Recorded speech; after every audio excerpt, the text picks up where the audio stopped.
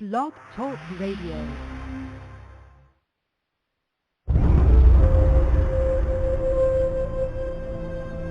He is the last of his kind.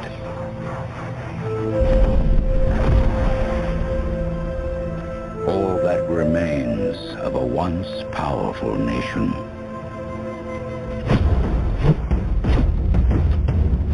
Some think he is a myth.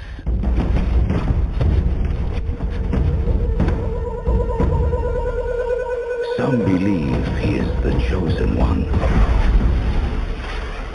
who will bring balance to a world at war. And some will stop at nothing to destroy him.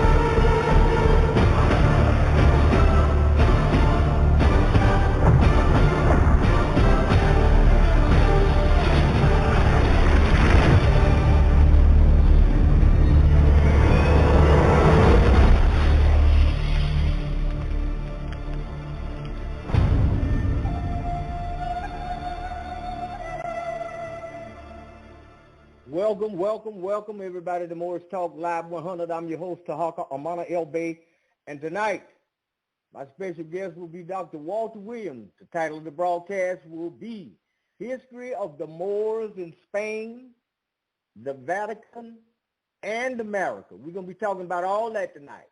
We'll be dealing with some of the following questions. What is the ancient story of the Moors in America? What's that all about? What is the ancient story of the Moors in America? Did the Moors have control of the Mediterranean and Atlantic Ocean at one time in history? Why don't we know about that? Why is that not being broadcast? Why is it not in the history books? Why is there an entire species of people removed from the respectable commentary of his story? His story. Why are the Moors not mentioned in America's history books? Why not? Who are the Moors in America exactly? Who are these people? We got a lot of people over here. We got what do you call them? African Americans. We got Negroes. We got colored. We got black. Where are the Moors? Where are the Egyptians? Did they just vanish? Did they just walk off the face of the earth? Where they at? Why won't the media and the U.S. government corporation broadcast the truth about the Moorish Empire? Were there Moors murdered and lynched in the south or the southern parts of the United States? Who were these people they were murdering and lynching and castrating and burning and raping and pillaging? Who were these people that they were doing this to? Well, these questions and much, much more we're going to deal with tonight. And it's a good idea if you get your paper and pencil handy so that you can take notes later on in the broadcast. We will be opening up the phone lines so you can dial in if you got a question or comment for our guests. And the number to dial in is 319-527-6084. And you'll be able to press 1 on your phone. That'll give me an indication that you got something to say. Now, that's later on in the broadcast. Keep in mind that on the 29th of August, Dr. Williams and I will be back on Blog Talk Radio. We'll be doing another episode on what we have to say about our ancient culture and the Moors and the Egyptians and stuff. So make sure you mark your calendar on that. That's August the 29th. Dr. Williams and I will be back on the broadcast again, okay? Also, now, y'all know I deal with contract law, and I assist people all over the United States. You're dealing with student loans, child support, mortgages, foreclosures, the whole nine. I want to let you know that they've already did a little backup on the rent thing where the people are getting a little bit more retrieve. But after a while, all this stuff going in. And we got the word that by January, by the end of January, moving toward the end of January, the student loan thing gonna end. Okay? So now, just think for a minute. Now's the time for you to get a head start on getting rid of it. Go to www.tarhakadataelimination.org or call me directly. My number's right there on the website so you get a head start. Don't wait till the last minute talking about doing nothing. Child support, student loans, foreclosures, mortgages. Now's the time to take action. Right now. Don't wait till the last minute. Okay? All right, we're going to our commercial break, and we'll be right back. So y'all hold on a minute, and make sure that I give you plenty of time to get your paper and pencil handy for this broadcast. So my guests get in here, and we'll be ready to rock and roll. Okay, so y'all hold on a moment. We'll be right back. Hey, everybody, this is Tarhaka again. I would like to introduce you to the Great Debate. We now have copies of the Great Debate. Dr. Walter Williams debates Prince Ezio ben Israel of the Hebrew Israelites. Also, Reverend Henry Hardy of one of the most prominent churches in Chicago, Illinois. Chester Blair, a major attorney in Chicago. And Munir Muhammad of the Nation of Islam. The whole thing is hosted by W.L. Lillard. Dr. Walter Williams debate these men on their belief versus what he knows for a fact and he can prove. Get your copy by going to www.tarhakadataelimination.org. That's tarhakadataelimination.org, or you can go to newdataelimination.com. newdataelimination.com. Contact me for your copies. Okay? The Great Debate. You got any questions, just give me a shout. Peace. Okay, let me make a quick announcement. newdataelimination.com has been shut down. It served us well. A lot of people benefited from that, but we closed that down. We're over at tarhakadataelimination.org. Okay, my number's right there. Before you do anything, call me on the phone. I'll answer the phone. If I don't answer right away, I will call you back. I'm proud to announce that this year we have a good season with us growing our plants and stuff. I posted quite a few photographs about that. We're dealing with the cantaloupes now, and then we'll come back after the freeze, the winter months, and then we'll go directly into the peaches and plums and stuff like that. But right now, we got your peppers, we got your cantaloupe, and we got your grapefruit trees, tangerines, oranges, all that's going. And it's going very, very good. And I just want to put that information out there for you. So I got some photographs up there on Facebook. If we're friends on Facebook, just go over there to my wall, and you'll see the plants and stuff that we grow. Quite a few people got plants and stuff. We was able to grow them in pots and give them away. And so we made quite a bit of progress. Thanks to you guys' assistance and stuff, with your donations and stuff, we're able to keep our promises to the general public and make sure that they're able to grow their own food as well. Okay? All right. Hold on a minute. We'll be right back. For Tarhaka's free report, go to tarhakadataelimination.org. Put in your email address, and he will rush your free report to your email box. Learn about what's going on in America. Learn about big tobacco and what's in it for you. Go to www.tarhakadataelimination.org. I'm Chantel. Thanks. Okay, we're back. It appears that my guest is in the queue. I'm going to open up the phone lines, and respectively, with all the new people here, the switchboard is lit up. He could give us a little bit more detailed description about this great debate thing. It's fantastic. It's amazing. I look at it over and over and over and over again. But anyway, let me open up the phone line. Area code 773. Dr. Walter Williams, are you with us? Yes, I'm here, Brother Tarhaka. Can you hear me? Yes, sir. You're coming across loud and clear. Fantastic, my brother. Fantastic. We got a full house here this evening. I also want to let everyone know that the chat room is open, so please be respectful toward one another. And we're not going to be feeding into any junk this evening. You know, we're going to bypass that because the subject that we're dealing with here tonight is very, very important. And so, Dr. Williams, before we get started with the main meat and potatoes of what we're going to discuss this evening, could you bring the new people up to speed about this great debate thing? You have the floor. Okay, well, the great debate is I call it a historical tape because it was taped 28 years ago in Chicago, Illinois, where I, Walter Williams, was set up to debate 5 men of various religious persuasion. The first one was Prince Asahel ben Israel of the Black Hebrew Israelite group. The second one was Henry Hardy, the Reverend Henry Hardy, who has a big church here in Chicago, Illinois. I debated him on Christianity. And there was a young man there named Munir Muhammad, who represented the Nation of Islam. And then there's the lawyer by the name of Chester L. Blair.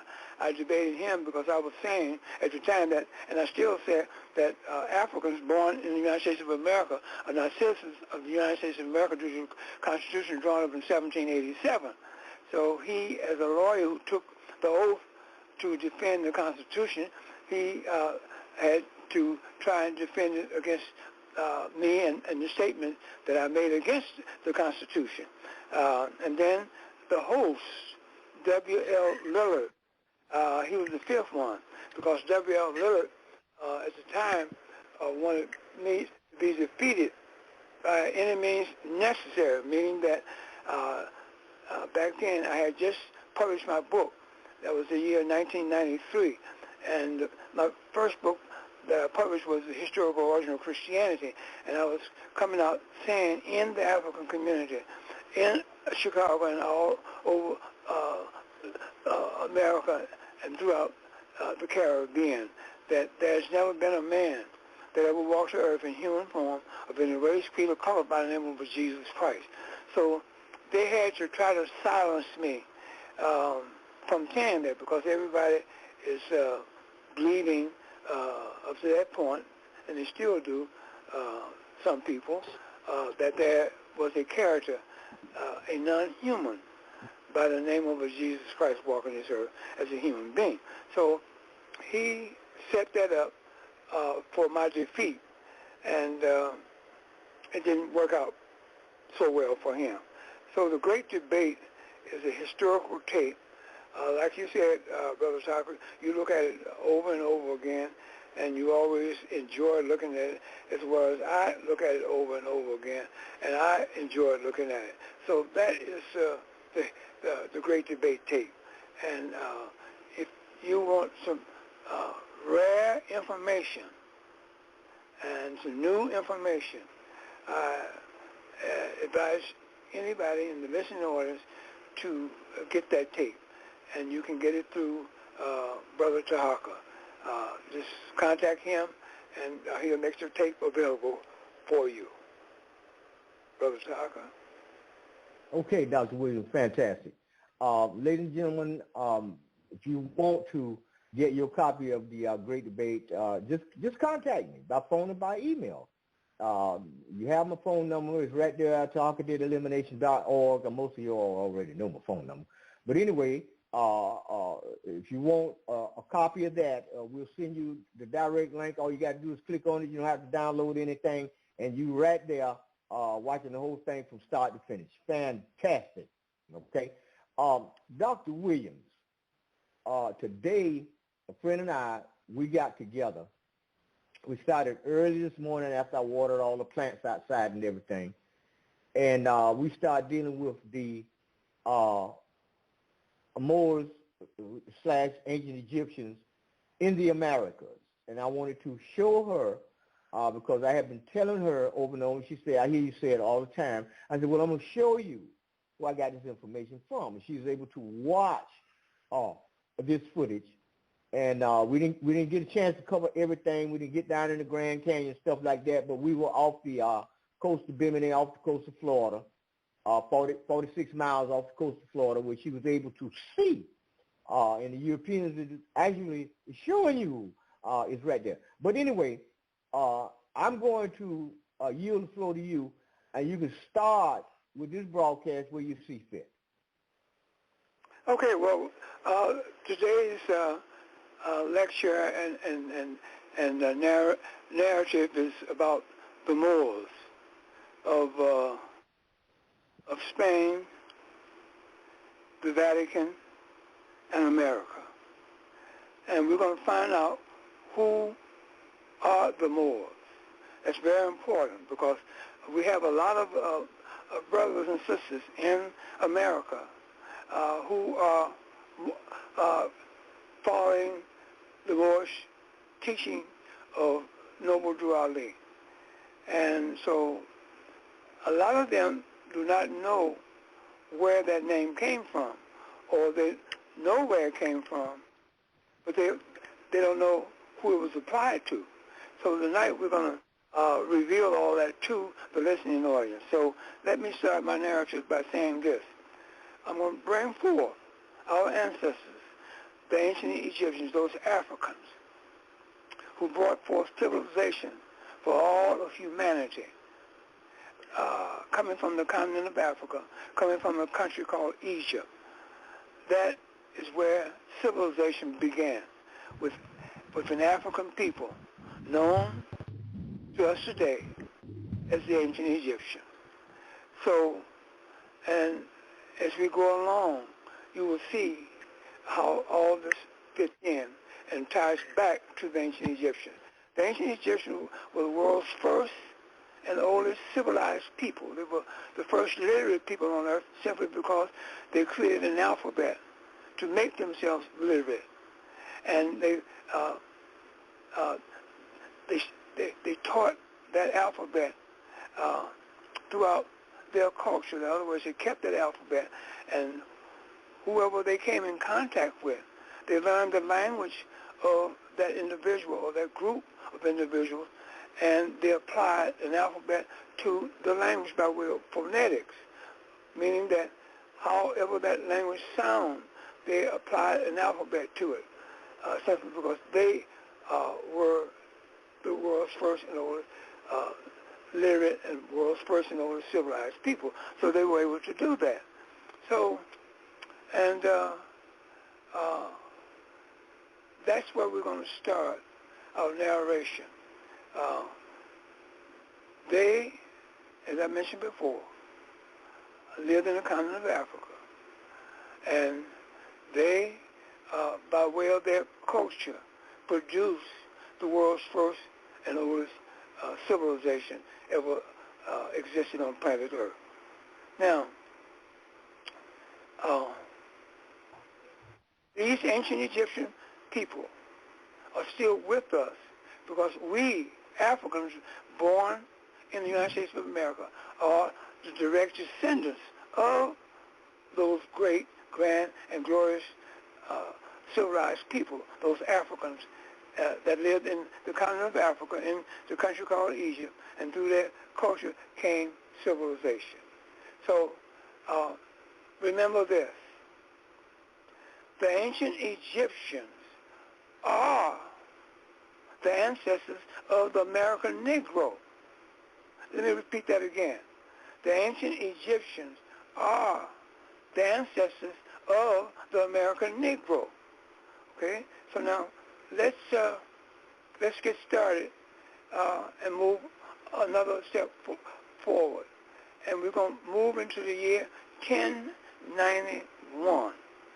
1091 is when the uncivilized rulers of Spain asked the ancient Egyptians to bring forth into their country a civilization, or bring civilization to them. Now, let me run this by you. The ancient Egyptians lived in North Africa, along the Mediterranean. They lived in the country that we know today as Egypt. They lived in Libya, Tunisia, Algeria, Morocco, and Mauritania. Those 6 countries all borders the Mediterranean. And the ancient Egyptians coming out of Egypt lived all along those bordering countries that I just mentioned. So when they were asked by the uncivilized Spanish rulers of Spain to come into Spain to bring civilization to them, the ancient Egyptians used the country called Morocco. Why Morocco? Because among all other 5 other countries, Morocco has the shortest route to enter Spain because of the Strait of Gibraltar. The Strait of Gibraltar is attached to Morocco. And once you leave and use Morocco and the Strait of Gibraltar, you have to take a boat and travel 8.9 miles before you get to the shores of Spain. So that is very important for you to know, that Morocco was the launching country because of the Strait of Gibraltar, which gives an individual a shorter distance to reach the shores of Spain. Again, you have to take a boat and travel 8.9 miles, and you're in at the shores line of Spain at that time. Now, once the ancient Egyptians got into Spain to bring civilization to the uncivilized Spanish-speaking people, the Spanish-speaking people began to call them black Moors. See? Why? Because they came out of the country called Morocco. Black Moroccans. Black Moors. See? Now, I want to bring this to your attention. When that was done, the name Black Moors was a nickname. See, the name Moor is only a nickname given to our ancestors, the ancient Egyptians, by the Spanish-speaking people. Now, black in Spanish is synonymous with Negro. Negro and black is one and the same. No difference. So when they call our ancestors, the ancient Egyptians, black Moors, they call them Negro Moors also. Again, Moor, the name Moor, is only a nickname. Where did it come from? It came from the Spanish, who called our ancient Egyptian ancestors black Moors, black Moroccans, black Moors. So that's where that came from. Now, once in Spain, our ancestors, the ancient Egyptians, learned the Spanish language, and by them being a literate people, they applied an alphabet to the Spanish language. They had to learn the Spanish language in order to communicate with the Spanish people of Spain. So they learned that language, and they applied an alphabet to that language. Therefore, once they applied an alphabet to that language, they made that language to be literate. In other words, you can take that language and with the alphabet applied to it, and you can begin to write, spell, and read that language because of our ancestors applying an alphabet to the Spanish language. Now, the second thing they did was that they set up a government for Spain, showed them how to set up a government for themselves. The third thing that they did was that they began to build throughout Spain buildings and building cities, city blocks, You can find what they built if you go to Grenada, Seville, Toledo, Cadillac, those cities in Spain. And you can see the evidence of that. They left their trace right there in Spain. And the fourth thing that they did is very important. They introduced bathhouses to Spain, public bathhouses. And the most important thing, along with introducing the bathhouse to them, they introduced soap. Sometimes if you listen to the History Channel, the narrator on the History Channel will tell you, said, the Europeans did not use soap or was introduced to soap until the 12th century. And that's true. But they never tell you who introduced that soap to Europe. It was the Moors who did that in Spain by way of introducing them to private bathhouses. See? So they began to build Spain, and they began to make their language literate by way of applying an alphabet to that language, and introduced them and created a government and set up this government for them to show them how to run a country and how to be a people with some type of government that runs, that can run the country. Now, let me take you to the second stop of the Moors. Now, as I mentioned earlier, I hope you got the full understanding about how the Moors came about, who the Moors are. The ancient Egyptian and the Moors are one and the same, no different. Okay, and the ancient Egyptians, like I mentioned before, are the ancestors of the American Negro. All these things you have to take into consideration so you can understand what I'm talking about in my narration going forward tonight. Now, let me take you to the second stop, and we're going to get you into the Vatican. Now, we're going to take you into the Council of Ephesus.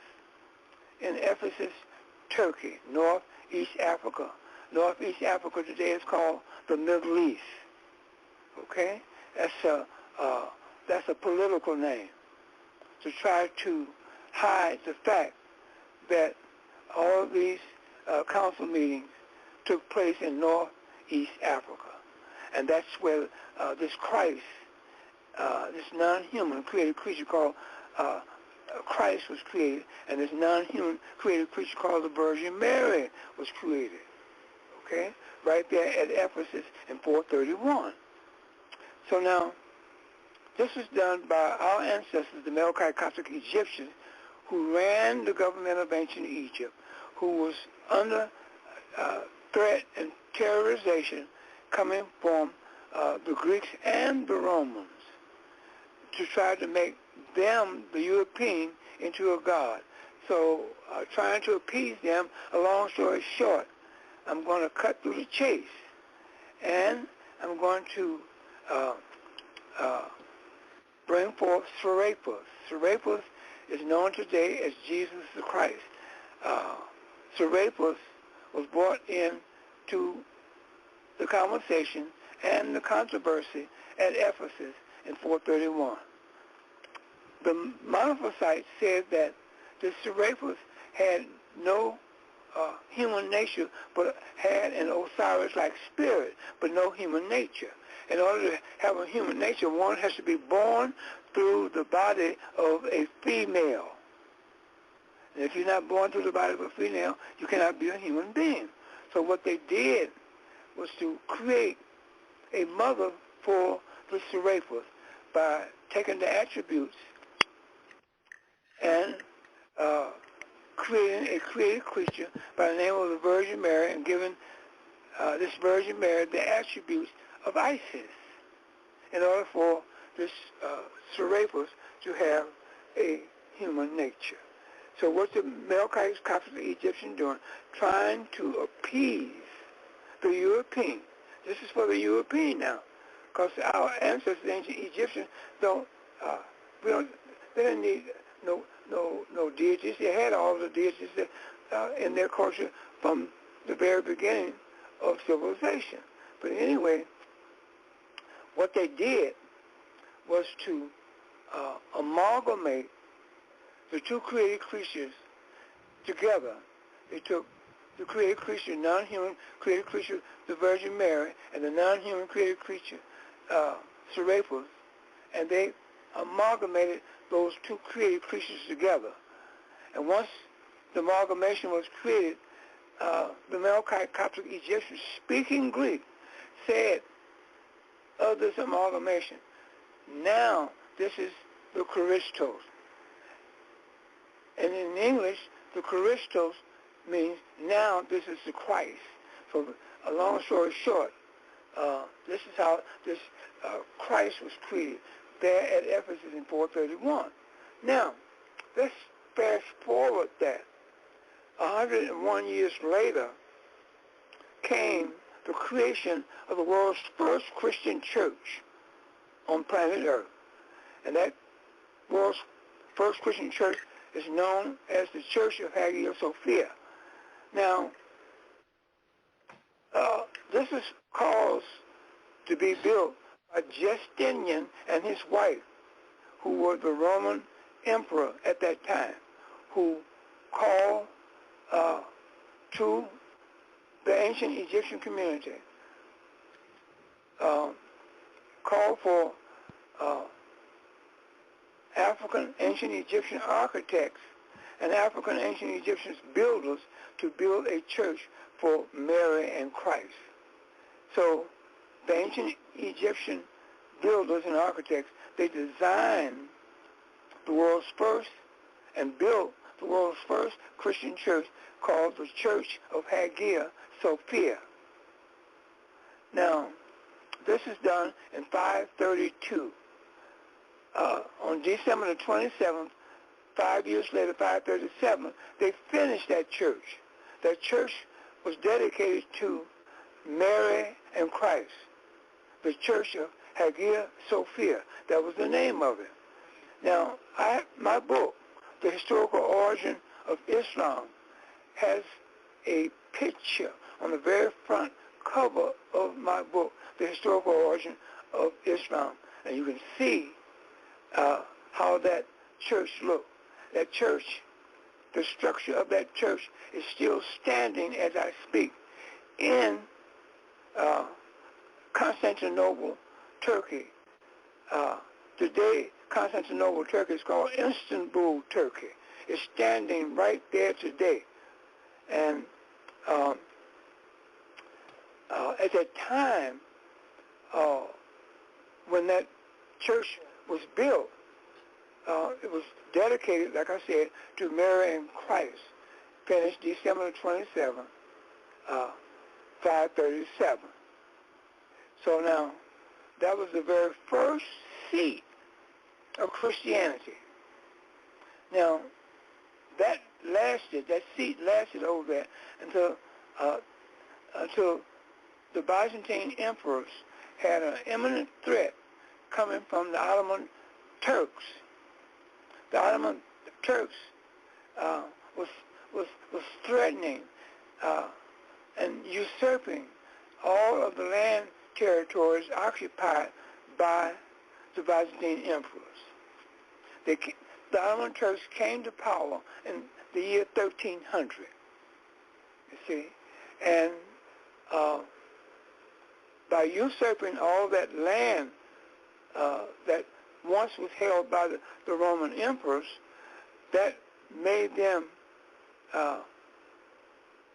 centrally located themselves in a double-walled city called Constantinople, the capital of the Roman emperors over in northeast Africa. And outside of that wall, Christianity was not practiced, only inside that wall, where the first seat of Christianity was established. Now, we're going to move a little further up in history. That church stayed in place without being interrupted for 902 years until John VIII in 1439, knowing that it was an imminent threat that the double-walled city of Constantinople could be seized by the Ottoman Turks, who had the power and who had the authority to do just that. So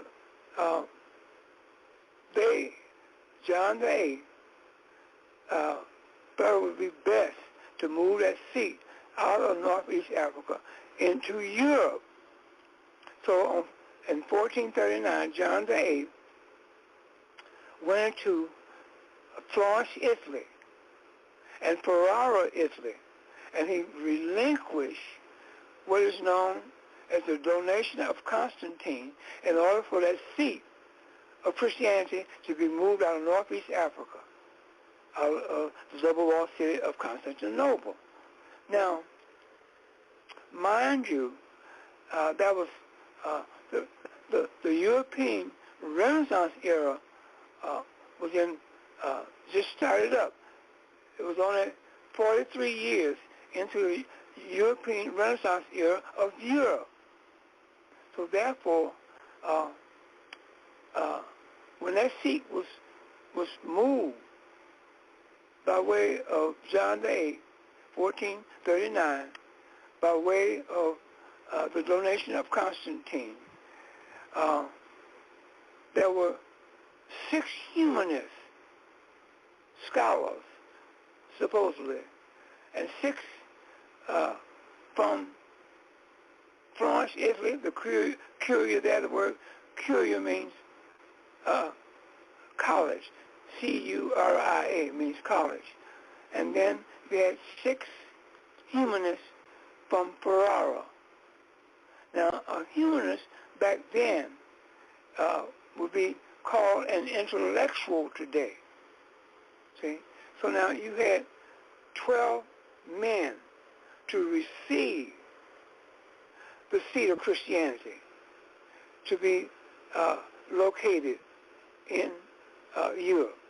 Now, these 6 humanists went into Rome and asked the Roman authorities to allot them land so they could build the second church and the second seat of Christianity. The Roman authorities allotted them land in the suburbs of Rome, on the outskirts of Rome, near the catacombs. So, with that designated land area, these 12 men, who was the receiver of Christianity, the seat of Christianity, the second seat of Christianity, called to Spain. Listen to this now. They called to Spain for the Moors to come in and build them a church. They called to Spain for the Moors to come into Spain.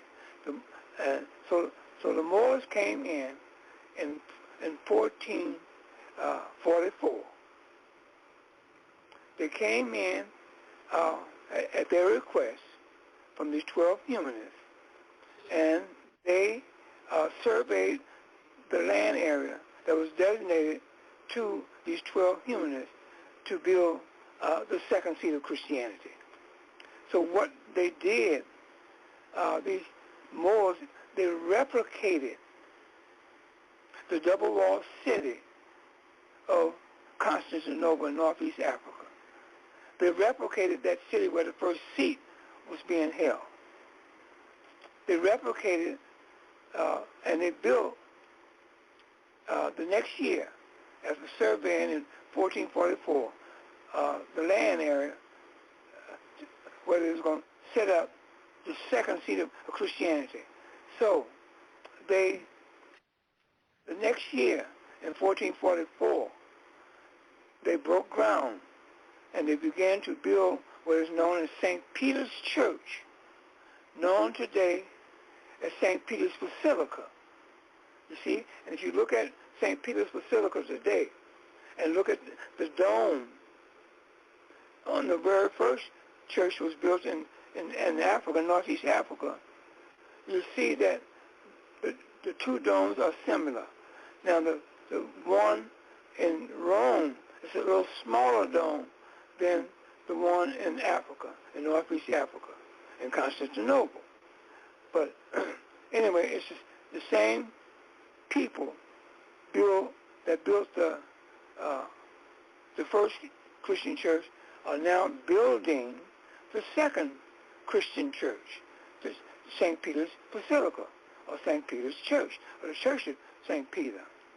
Now, they laid out what we know today as the Vatican, and they replicated the double-walled city of Constantinople. So today, as I speak, the Vatican is a double-walled city. You see? And that was built by the Moors, who were asked to come into on the outskirts of Rome and build the second seat of Christianity for them. In 1473, these same Moors built the Sistine Chapel that you see over there today. And that Sistine Chapel is where the popes live, et cetera, et cetera.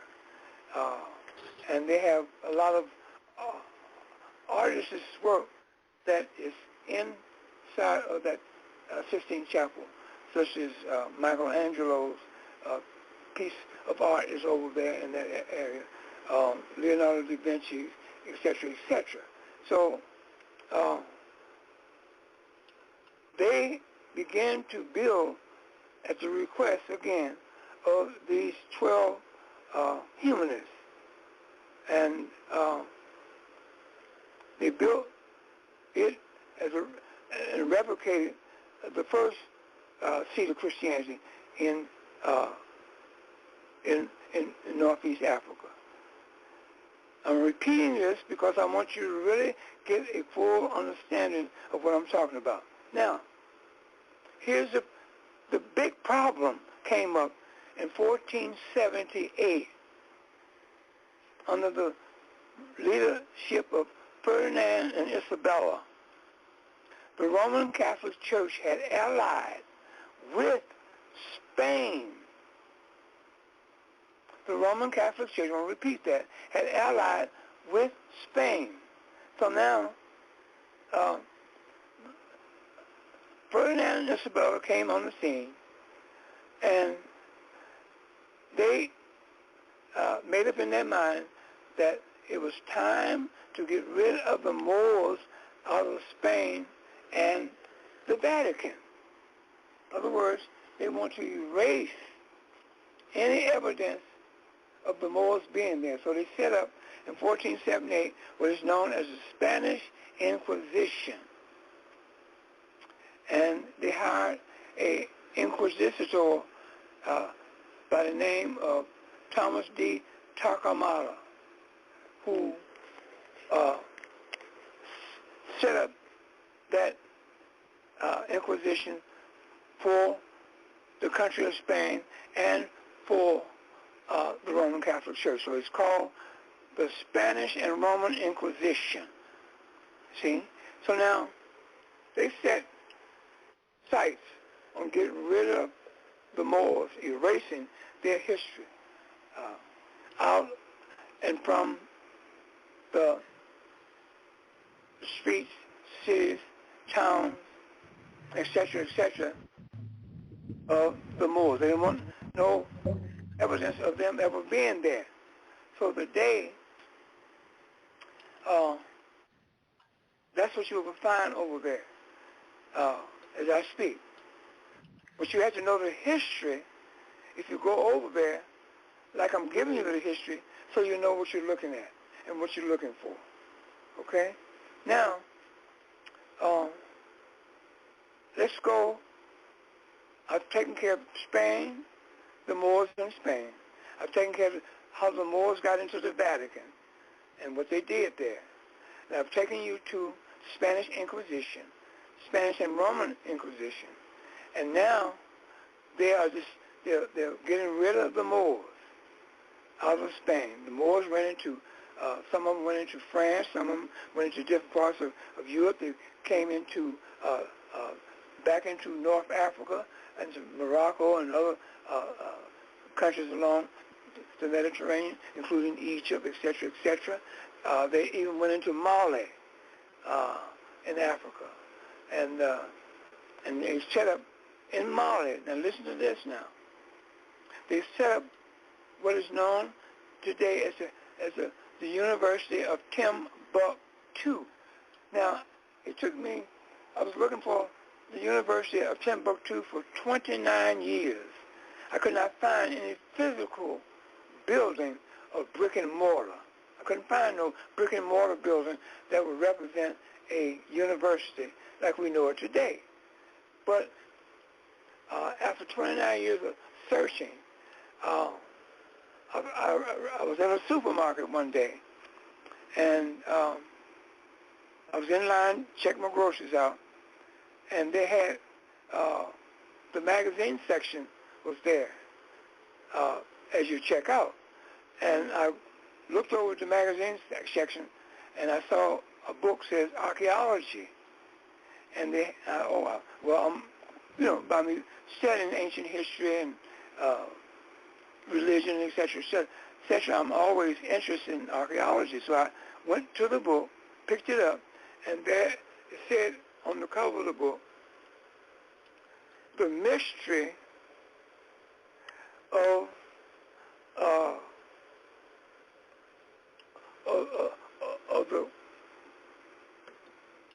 the college or of Timbuktu. It said the mystery of Timbuktu. So therefore, I was very interested. I got to purchase the book, took it home, and I began to open the pages up. And what I found out was the University of Timbuktu was those teaching manuals.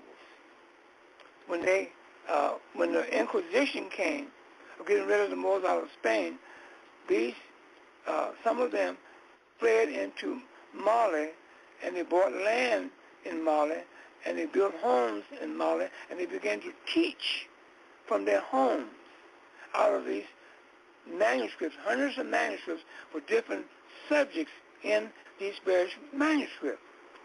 So these manuscripts, that's the University of Timbuktu.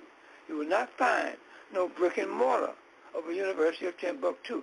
But I found out that these manuscripts that was that they brought with them after the Spanish and Roman Inquisition was initiated by Ferdinand and Isabella to get rid of the Moors out of Spain, that they came over into Mali. They bought land, built homes, and they began to teach out of their homes from those manuscripts. Those manuscripts that they bought, those hundreds of different subjects in those manuscripts are the University of Timbuktu. So I thought I'd pass that along to you. Now, the next stop, we're coming into America. We're coming into America in 1492, when Ferdinand and Isabella hired a ship owner by the name of Christopher Columbus to take the Moors out of Spain and just take them away from Spain, get rid of them by any means necessary. And Christopher Columbus ended up over in this hemisphere that we know today as the Americas, or the United States of America. Now, once over here in 1492, by the Moors being a civilized people, they had set up the world's first and oldest civilization was set up by them in the continent of Africa in a country called Egypt. The second civilization set up by them was in Spain. That's the second seat of civilization. And then now they're over here in the United States of America, and they're about to set up the third seat of civilization here in America, which they did. In 1492, they began to build and bring civilization to this hemisphere.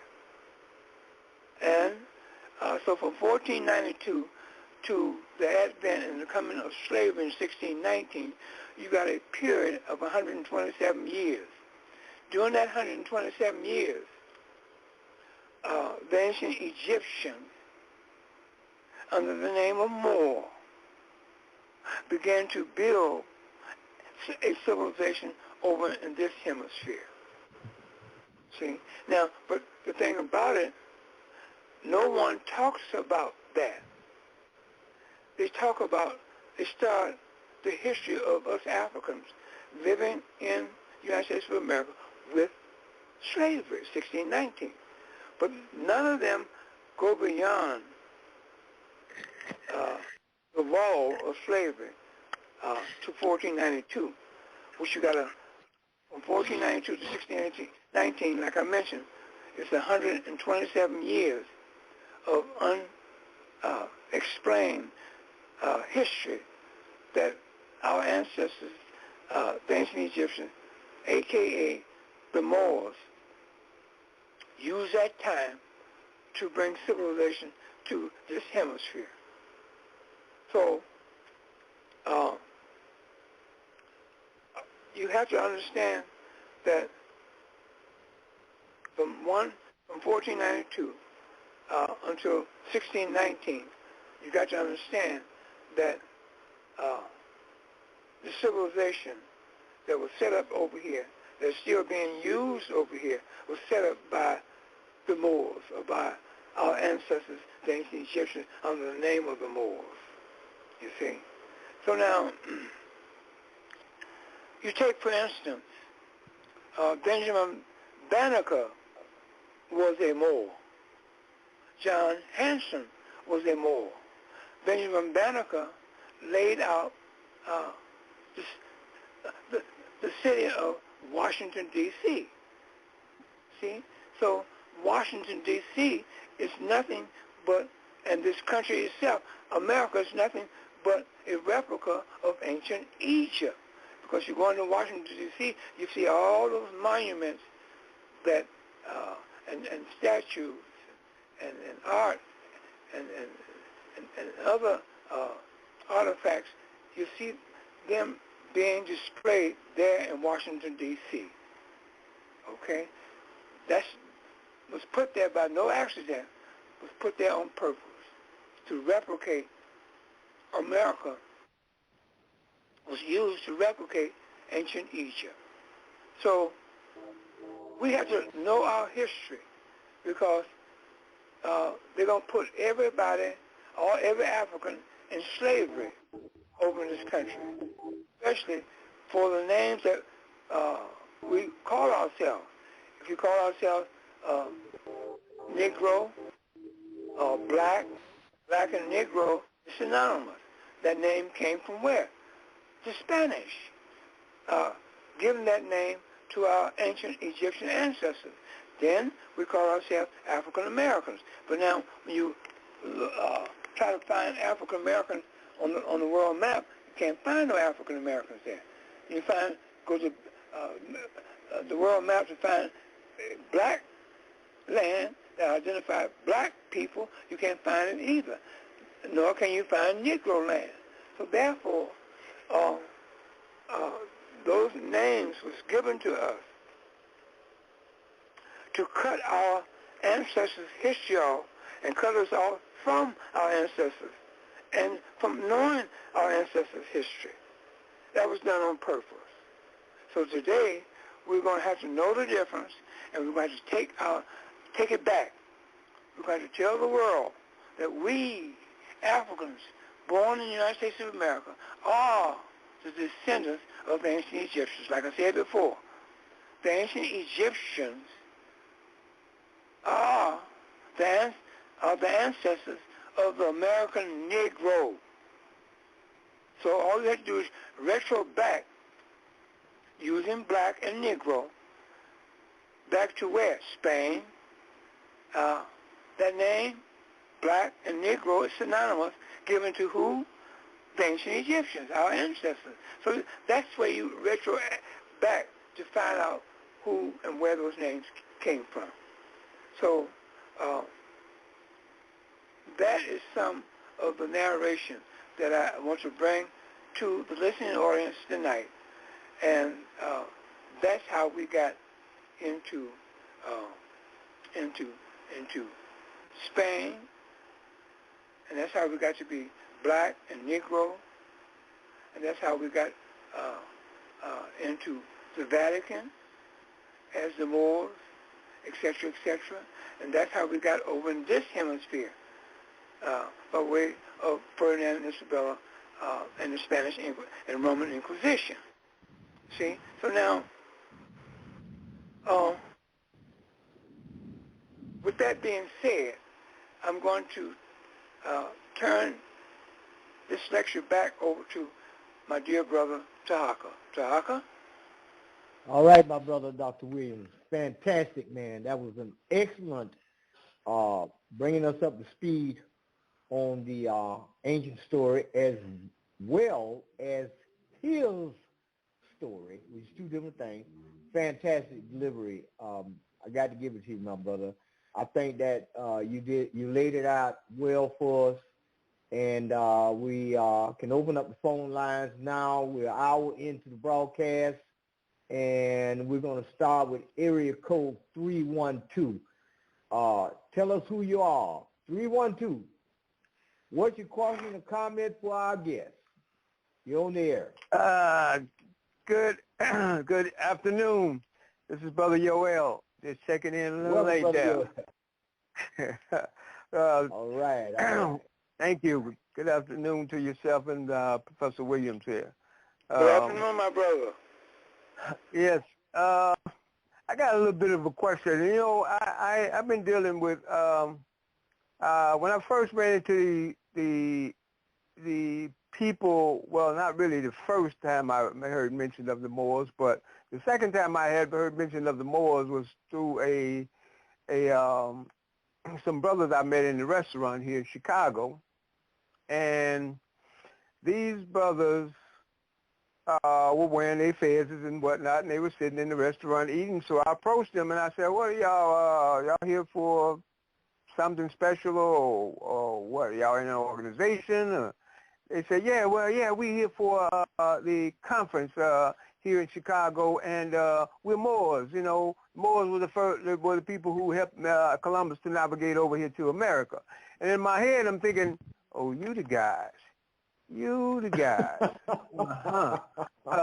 Had they not done that, then they wouldn't have been able to haul anybody over here to America had y'all not taught them how to navigate over here then." That's what I was saying in my head, but I didn't say it to them. But the brother was boasting about us so bad. So sometimes I think, you know, at that time I'm thinking, well, what role did they play? Were these some sellout Negroes, what people call today, or what? Why did they do so much to help and aid the adversary in doing what he stepped in to do? And what is the treaty of friendship and fits into this, if you know anything about that, Professor Williams?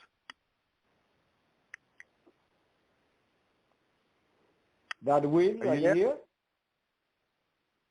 Okay, probably took a little break. Let me see if I can do you some justice on that. We'll start with the Treaty of Peace and Friendship.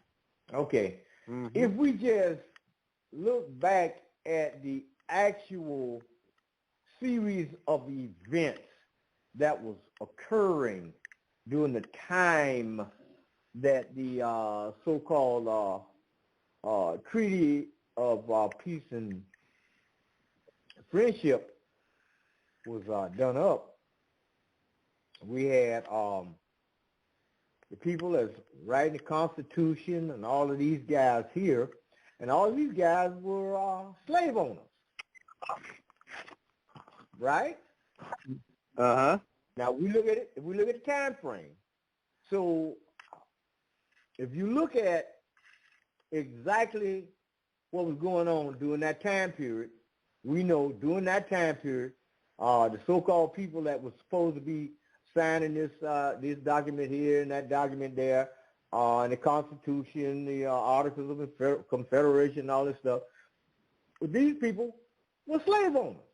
As a matter of fact, during that time period, your prestige was built on how many slaves that you had. Now, where we get off the track is we have bought into the story that all of us, meaning people that look like me and you, are in America as a result of being brought over here on a slave ship. Mm-hmm. Now, once again, let's use a little common sense. When you go back and you read the account of the so-called slave trade, which is a bunch of, but I ain't finna say it.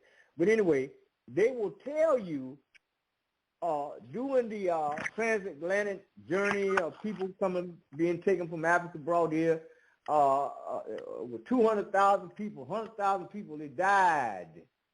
So that means, common sense tells me that's 200,000 people that never showed up. Right? Mm-hmm. If we just do the math. Okay. So how do you explain over 6 million people are already here? And okay. then we go into the next mistake that we make.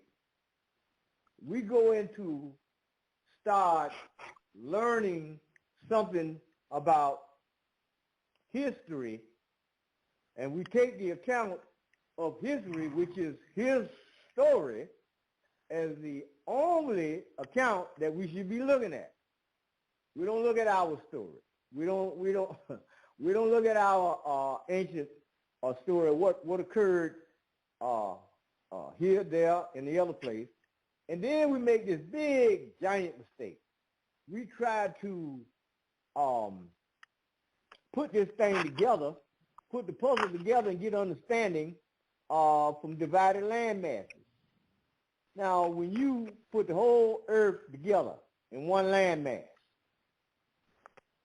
in my opinion, that's where you need to start at, right there. Now, this is just my personal opinion, because if you put the continents together, they all fit together in a nice, neat little puzzle. You can see it with your own eyes.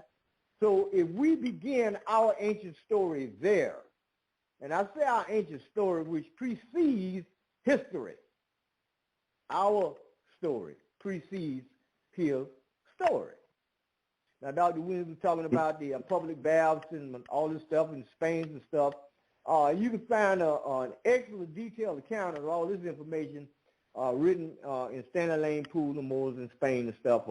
Excellent book, fantastic, and it gives you a detailed description of a civilized people who brought the light of civilization to a backward people. And after these people were driven out of Spain or left Spain, then they turned around, Ferdinand and Isabella turned around and outlawed bathing and made it against the law for you to take a bath. Fantastic, man.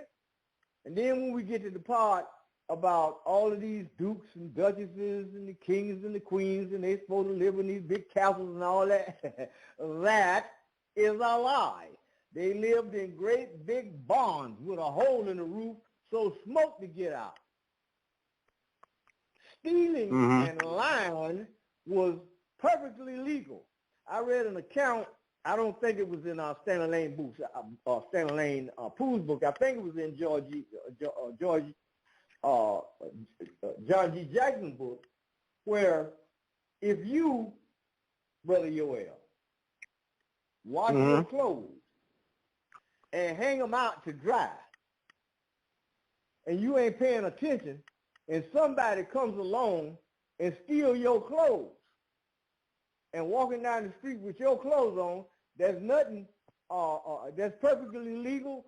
There's nothing for you to say and there's nothing for you to do because this was a common practice and it was all legal. And the same type of thing goes on today in the 21st century. You and I, we can go in the store and rob that store and for $15. We'll get 75 years to life. But a European can go embezzle $100 billion and get probation. I may get 16 months. I may get 2 or 3 years. Same type of thing. This stuff comes from them.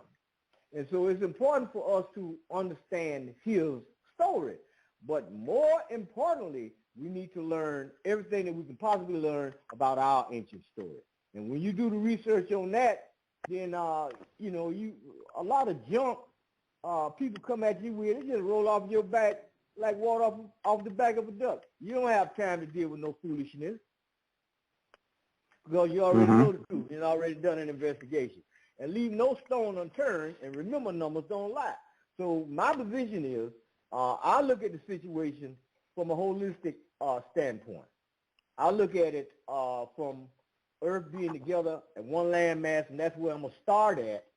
And I'm going to get the top scholars that is putting the information out there in books and stuff, and I'm going to do an investigation on that, cross-reference, all the whole thing.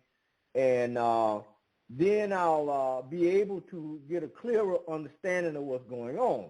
Now, everybody that's walking around with a fez on, calling themselves the Moors, haven't done that. They don't have the extensive research that they need to know. And I have a fez. I can put it on anytime I get ready. Do anything I want to do, but I stand to be questioned by any man, including the United States Supreme Court, including the President of the United States. You can ask me a question, I answer them. Giving people places, times, events, dates, the whole nine. So I hope that answers your question. Do you have another question you need to answer? Well, Professor Williams, if he heard that all right, question, well, he's back now because his call dropped. So I'm going to bring him back on so he can, you and him can chat. Dr. Williams, are you with us? Sure, I forgot my question now. Hold on, Dr. Walter Williams, area code 773. Are you back with us? Okay, probably still on break. All right, what we going to do, okay. Brother Yoel? Go ahead. Go ahead. No, go ahead. Now, I was going to take a little quick break and come back, but you got to answer. Can you hear me? All right. Yes, sir. We're loud and clear, Dr. Williams. Okay. Well, let me interject this while Brother Yoel get his question together. Let's go into the narration and the scholarship of Noble Drew Ali, the Honorable Noble Drew Ali. Any subject that you study, one should know the origin of that subject as much as they can find out the information. Now, the Honorable Noble Drew Ali started the Moorish science movement in America. It's my understanding that he started in Newark, New Jersey in 1913. And it was called the Moorish Science Movement. And he moved that movement from Newark, New Jersey to Chicago, Illinois in 1928. In Chicago, on the north side, he set up residence there. And you, Tarhaka, I sent you a news articles in there about the residence and the building that is still standing as I speak in Chicago on the north side. Remember that newspaper was the brother with the fez on. Yes, yes, sir, Dr. Williams. I certainly remember you gave me that. Right. So anyway, that was part of Noble Drew Ali's his establishment over there on north side of Chicago when he came from New Jersey to Chicago. Now, he was arrested by the Chicago police, and he was taken to jail, and they beat him. The next year, from his beatings, he died in 1929. Noble Drew Ali is buried in the suburbs of Chicago, a little suburb town called Alsop, Illinois. And when you walk into that cemetery, it's called the Burr Oak Cemetery. When you walk into this cemetery in Alsop, Illinois, you see a big mausoleum there, standing there, and it got inscribed on that mausoleum. It's telling you that this is the burial spot where Noble Drew Ali was buried. So he's buried in Chicago at the Burr Oak Cemetery in Alsop, Illinois. And another thing that should interest the Moors of today and concerning Noble Drew Ali, when he got to Chicago, he changed it from the Moorish temple to the Moorish science temple. And when he died, a man by the name of Fard Muhammad came in and to try to take over his group. And they rejected Fard Muhammad. They ran Fard Muhammad out of Chicago, and he fled into Detroit, and that's where he met Elijah Poole, known today as Elijah Muhammad. And the history and the story continues from there. So I just want to bring that out to the listening audience, Brother Tarhaka. Okay, fantastic information, Dr. Williams. Brother Yoel, have you come up with the other question yet that you want to ask Dr. Williams? Well, actually, the only going back a little bit to the question that and you dealt with. The question is, why were these guys aiding and assisting the European in the way in which they were, and was there some kind of bigger picture of another plan? Was that Act 1 setting the stage for Act 2 and what they were doing? Because it seems that today, by certain standards today, we would consider them guys to be, in some ways, sellouts, helping these people to do what they needed to do. Had they not done that, we wouldn't have went through some of the things that we went through. And of course, you brought in the land being locked is something to look at. But a lot of people reject that, and they don't even think about that. And they don't consider that. So a lot of folks didn't think that we were not here before Columbus, in America before Columbus. Were Moors or African folk here in America before Columbus even showed up? That's true. They were over here, living among the indigenous American Indians, way before Columbus discovered this hemisphere for white people. Columbus discovered America for white people because America was not lost. People were living here.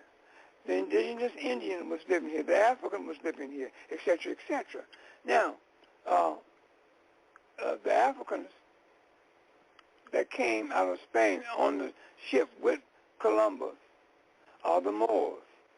Now, they are civilized people. They don't know anything else but to bring civilization to wherever they touch. Okay? And they did this over in this hemisphere until the idea, Brother Yoel, was this. get rid of the Moors, erase them, get rid of the ancient Egyptians, erase them. They don't want the world to know what our ancestors did. They don't want the world to know that we Africans born and living in the United States of America are the descendants of those great, grand, and royal-blooded ancient Egyptian people. They don't want that because that's the only way they can keep white supremacy in vogue. It's by us not knowing that. It's by keeping the world away from that fact that we are descendants of the ancient Egyptians, you see. So they also forget that over 500,000 Africans in this country during the time of slavery were free men and women. If you go to a movie called 12 Years a Slave, will tell you that. That's the proof right there, one of the proofs. So they don't want the world to know who we are, and they teach us away from ancient Egypt. That's the reason why you hear me so strongly emphasizing that we have to tell the world who we are and claim our greatness. The Europeans stole our legacy, so we have to claim our legacy back.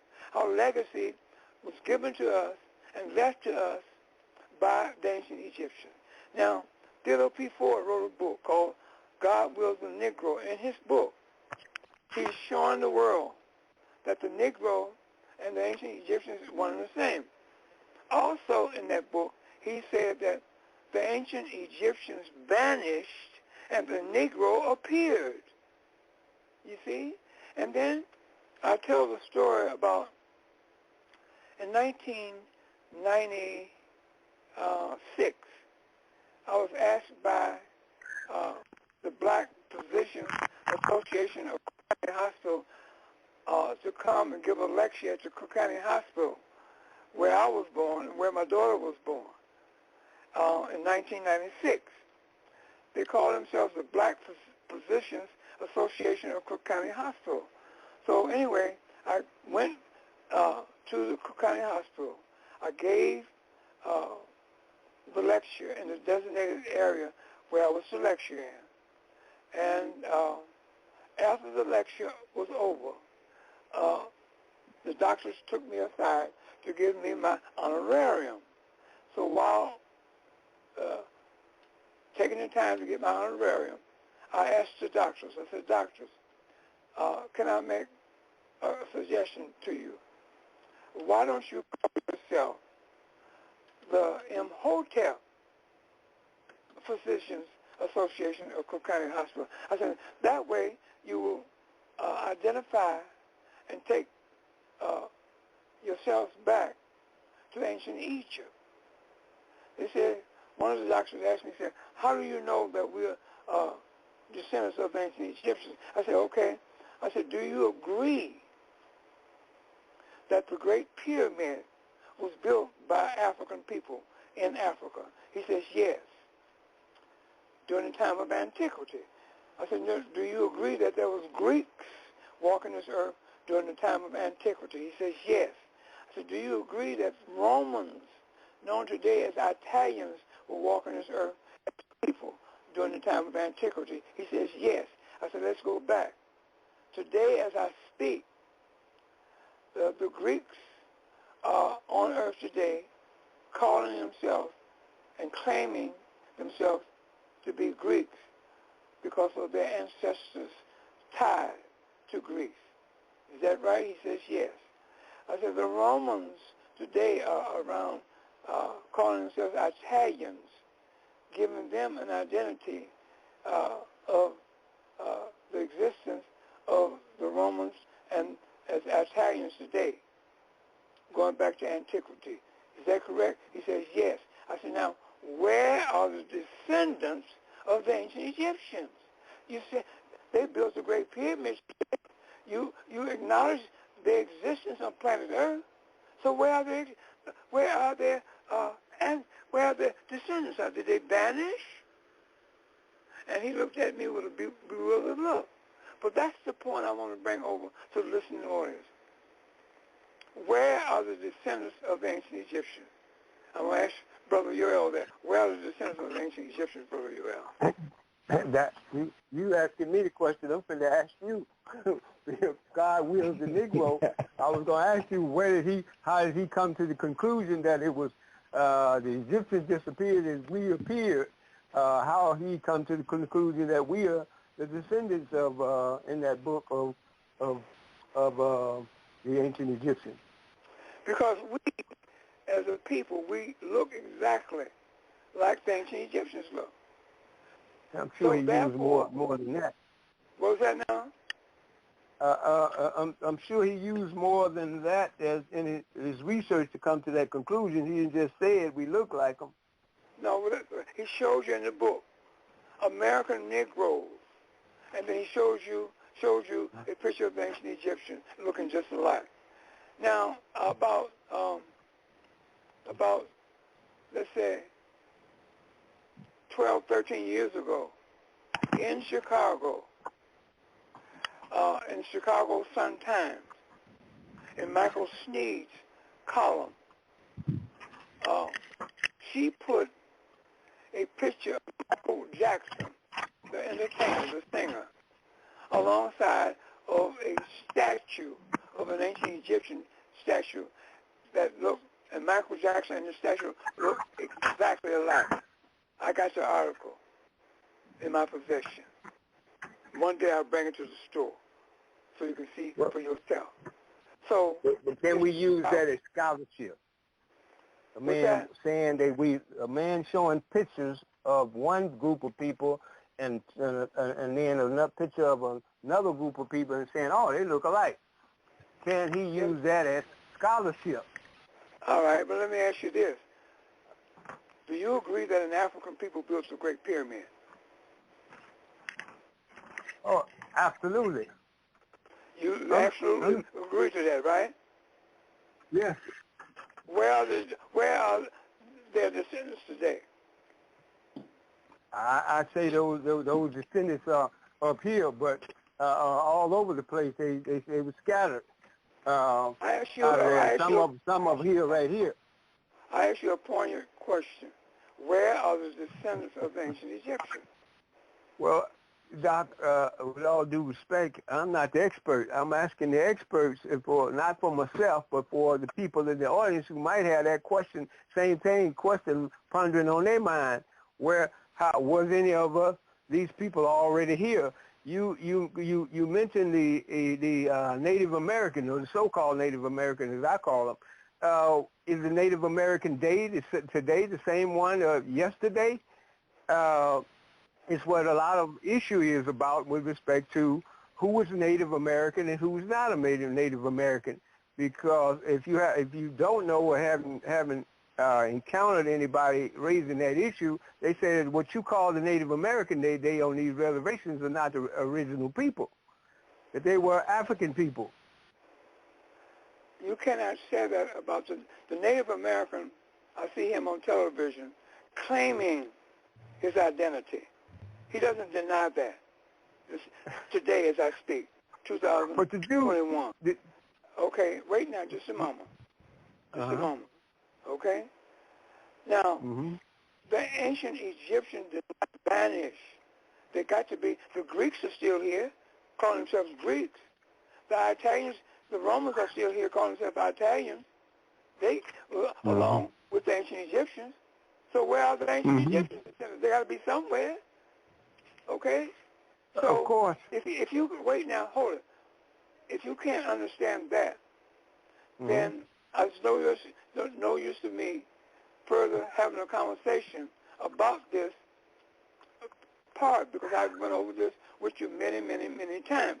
Now, in about 4 or 5 years ago, Life magazine came out with a picture of King Tut on the front cover, which you have a copy of it. Now, King Tut looks like the brothers and sisters that you see every day walking up and down the streets in America.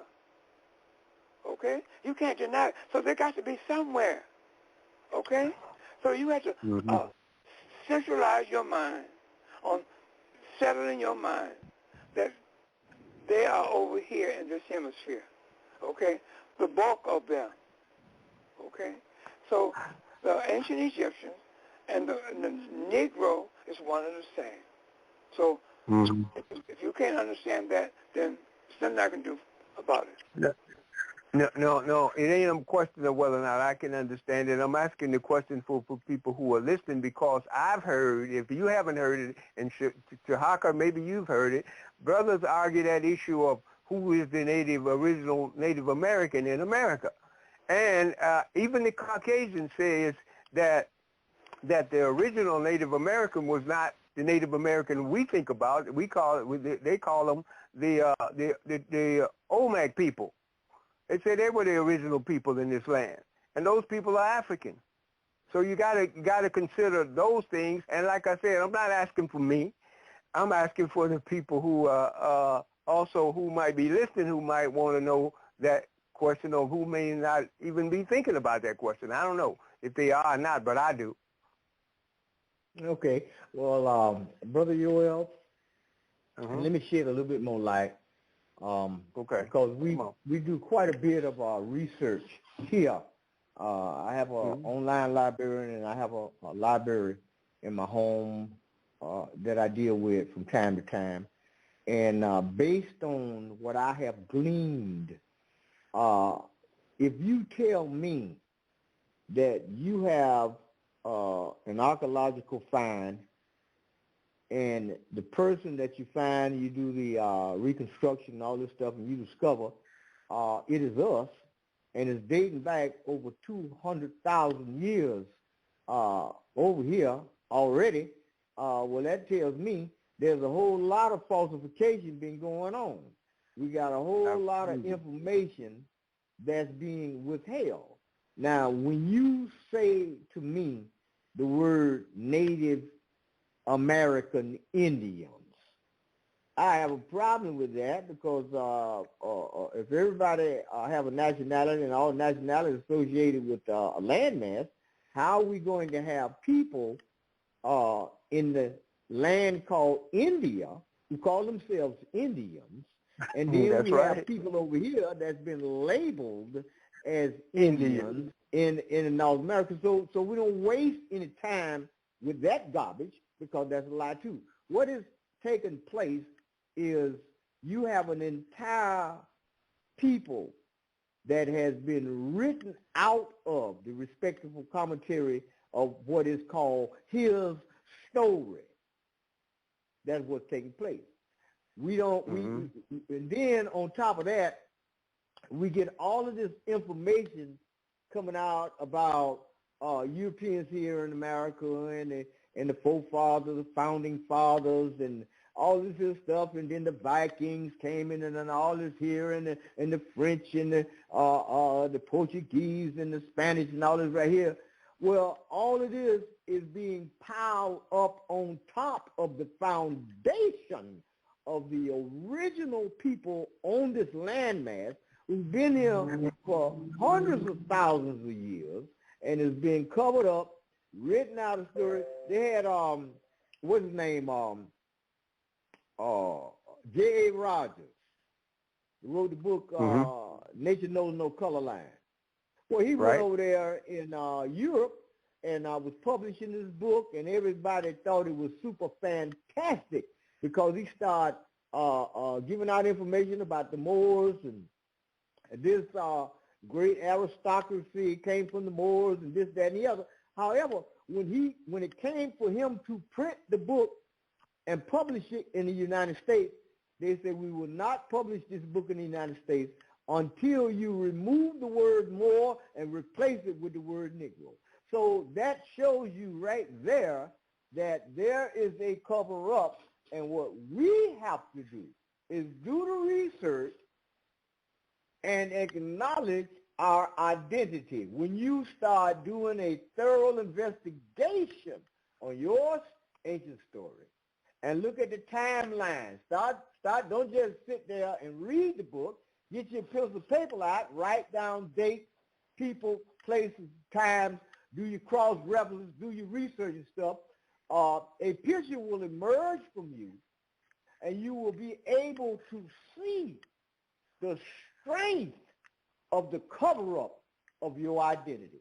We have been designated as a permanent underclass to the point that if I go out in the streets and I tell my own brother that I'm an Egyptian, he'll attack me.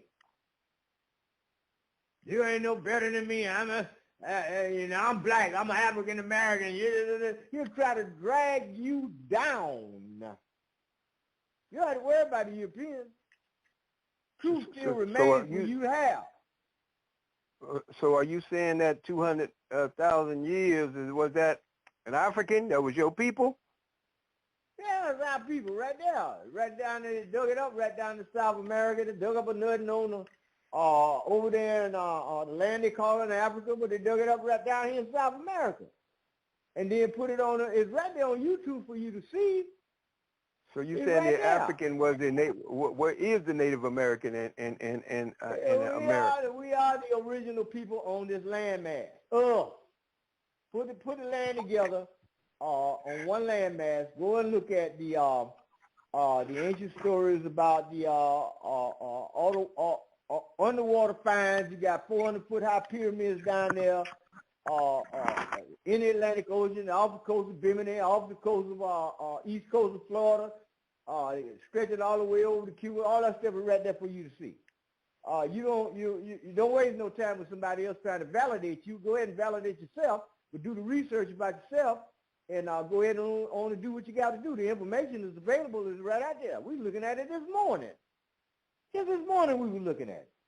Where European went down there and took the crystal out of there, and then he tried to put Plato in it and all this garbage, and somebody who don't exist to get rid of all of that. But we're the original people. The people they calling Indians, they ain't no damn Indians. They ain't come from the land called India.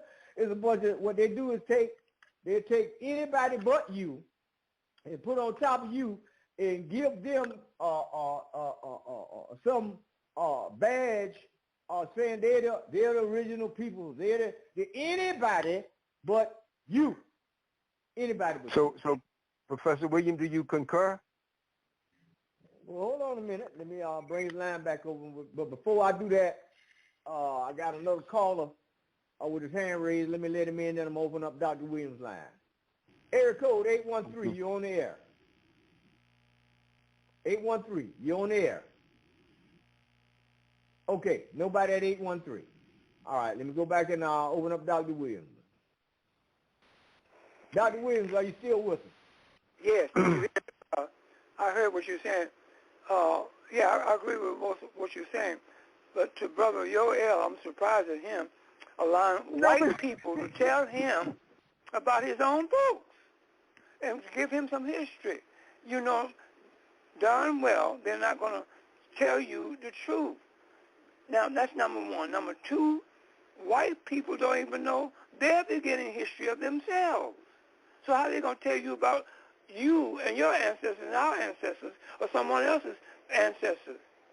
They don't even know who they are. They don't know how they got here. They have no history of them, no beginning history whatsoever. Okay? So I'm surprised at you, Brother Yoel. You got a bookstore. Well, first of all, wait, let me tell you. You're going to let a white... Go ahead, Yoel. What you finna say? First of all, I asked a question. You answered it, but you say that we are the Aboriginal or the Native American here, African people. Is that correct? All right, I'm finna bring him back in now.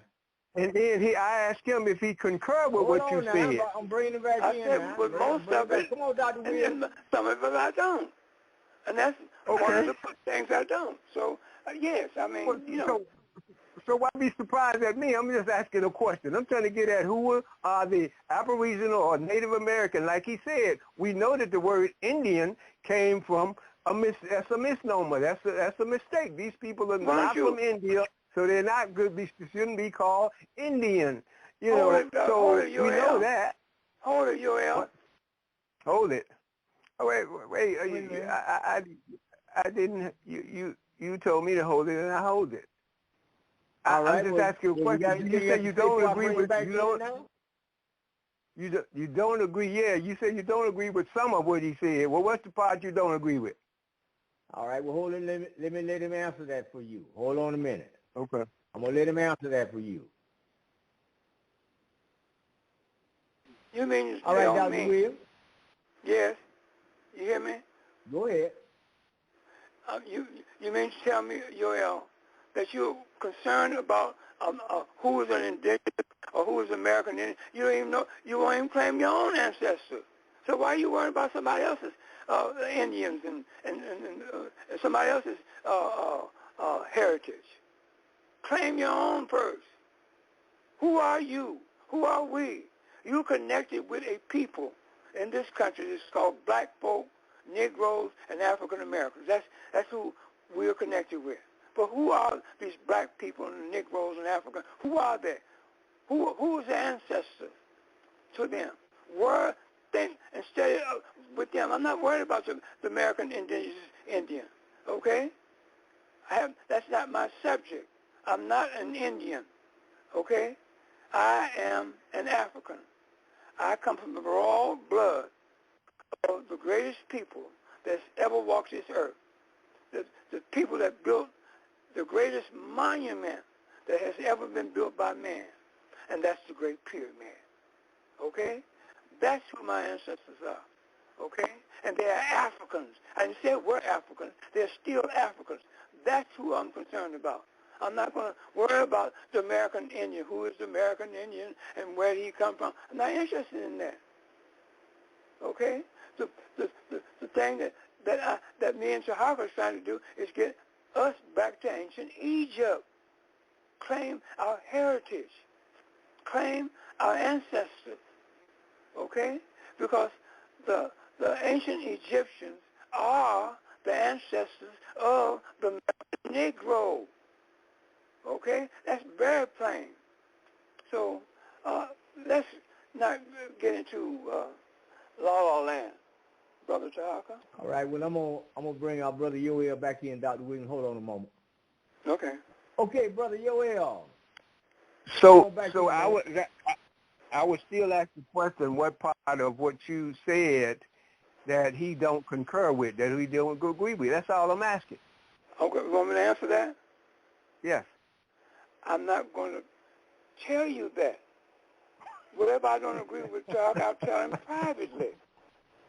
I'm not going to tell him what I don't agree with him. That starts an argument. I'm not going to do that. Okay? Well, you don't have a problem with getting an argument with Yoel.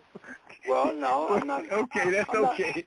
I'm not arguing with you. I ain't trying to start no argument. It's conversation. This is conversation. I'm asking questions. It's a talk show. So I'm asking questions that other people might be thinking. Yoel might not even be thinking what I'm thinking right what I'm asking you right now. He already knows. But I'm asking the question for other people who may be listening, who don't know. Let me ask you this question. You already know, right?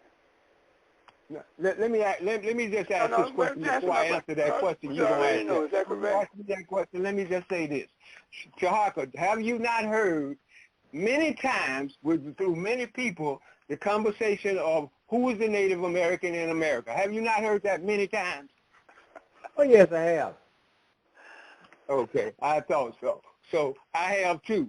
So I don't know if you've heard it, Professor Williams, but we've heard that argument a lot of times by people who are having these conversations who are Moors, and they do not point to the Native American as the indigenous people of this land. So that's why I'm asking the question. So I was trying to see where you were in that argument. Okay. Not to start an argument. I'm not concerned about the American Indian. I'm concerned about Yoel and the people that Yoel is attached to. And those people are known as the Negro and Black. And retro back to Spain, Negro and Black, it was given to the ancient Egyptians. So I'm interested in that. I'm trying to get our people back to ancient Egypt. Very simple. Okay? So whatever I differ with Brother Tarhaka. I'll talk to him privately. Well, I don't think So, you would hurt his feelings if you disagree with him. I'm not going to do that. I'm not going to do that. I'm not going to do that. Well, maybe there's some I'm things with men disagreeable with me. maybe there's some things I'm saying that Tarhaka don't agree with. But he can tell me off the air, privately. He said, Brother Williams, I don't agree with what you said, so-and-so, so-and-so. You know? Mm-hmm.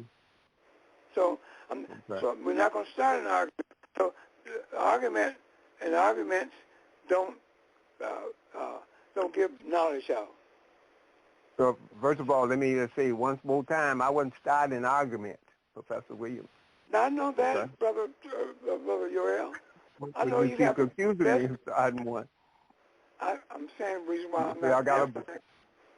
I'm telling you the reason why I'm not answering that question of what I disagree with.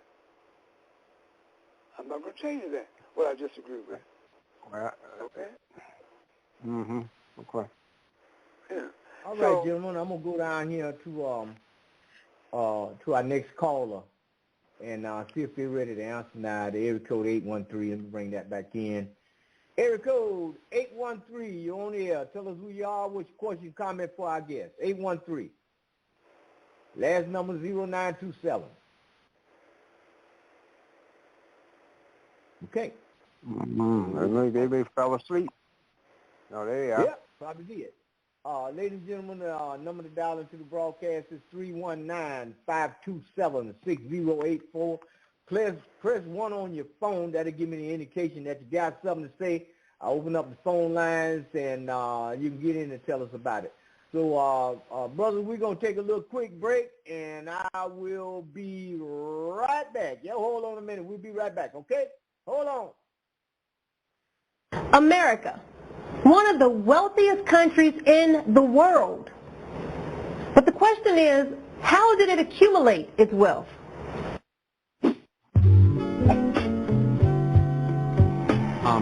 This is a nation founded on genocide and built on the back of slaves. All right. So we started with a racial problem. We tried to actually eliminate one entire race, and then we used another race to build this country actually quite quickly as a new country into a world power. This country never would have had the wealth that it had it not had slavery for a couple of hundred years. But I say to white people, look, you didn't do it. They say, yeah, that's right. We didn't have nothing to do with slavery. Yeah, but because of slavery, when you immigrants came here, America was already built with the blood, the sweat of my ancestors. So you got what you got because your fathers gave us what they gave us. One mistake that's often made is showing how the South, the Confederacy, acquired their wealth off of the back of our ancestors. And even then, it's reduced to just a few slave owners who saw a real benefit. No. Chattel slavery of blacks benefited the South, but just as much it benefited the North and all of America and its many European immigrants. Well, I want to see my longer house. America's economic structure was propelled by its dominant export sold throughout the world, cotton. This one crop provided over half of all U.S. export earnings. And by 1840, 60% of the world's cotton was grown, picked, and labored over for free by our ancestors. These plantation owners were raking in money, accumulating great wealth, and never having to pay one dime to their laborers. But the North was just as involved. The North developed a variety of businesses that provided services to the slave South, like textile factories, insurance companies, shippers, and cotton brokers. But it doesn't stop at the slave owner or the businesses that provided the services to the slave system. Banks, yes. Bankers on Wall Street made millions selling goods to the South, along with giving loans and creating banks to finance Southern plantations. And much of this same wealth they still have today. Let me give you some examples. J.P. Morgan and Chase Bank admitted that between the years of 1831 to 1865, two of their predecessor banks, Citizens Bank and Canal Bank in Louisiana, accepted 13,000 slaves as collateral on loans that slave masters defaulted. One of the more successful banking families that built much of their wealth on the slave trade was the Brown family, more commonly known as the Brown Brothers and Harriman Company, which is the oldest and largest private investment bank. The Brown Brothers owned hundreds of slaves. This family dominated the cotton industry. They made a huge fortune by lending millions to Southern planters and cotton brokers. Another portion of their wealth came by renting and the sales of slave ships they sold to slave merchants.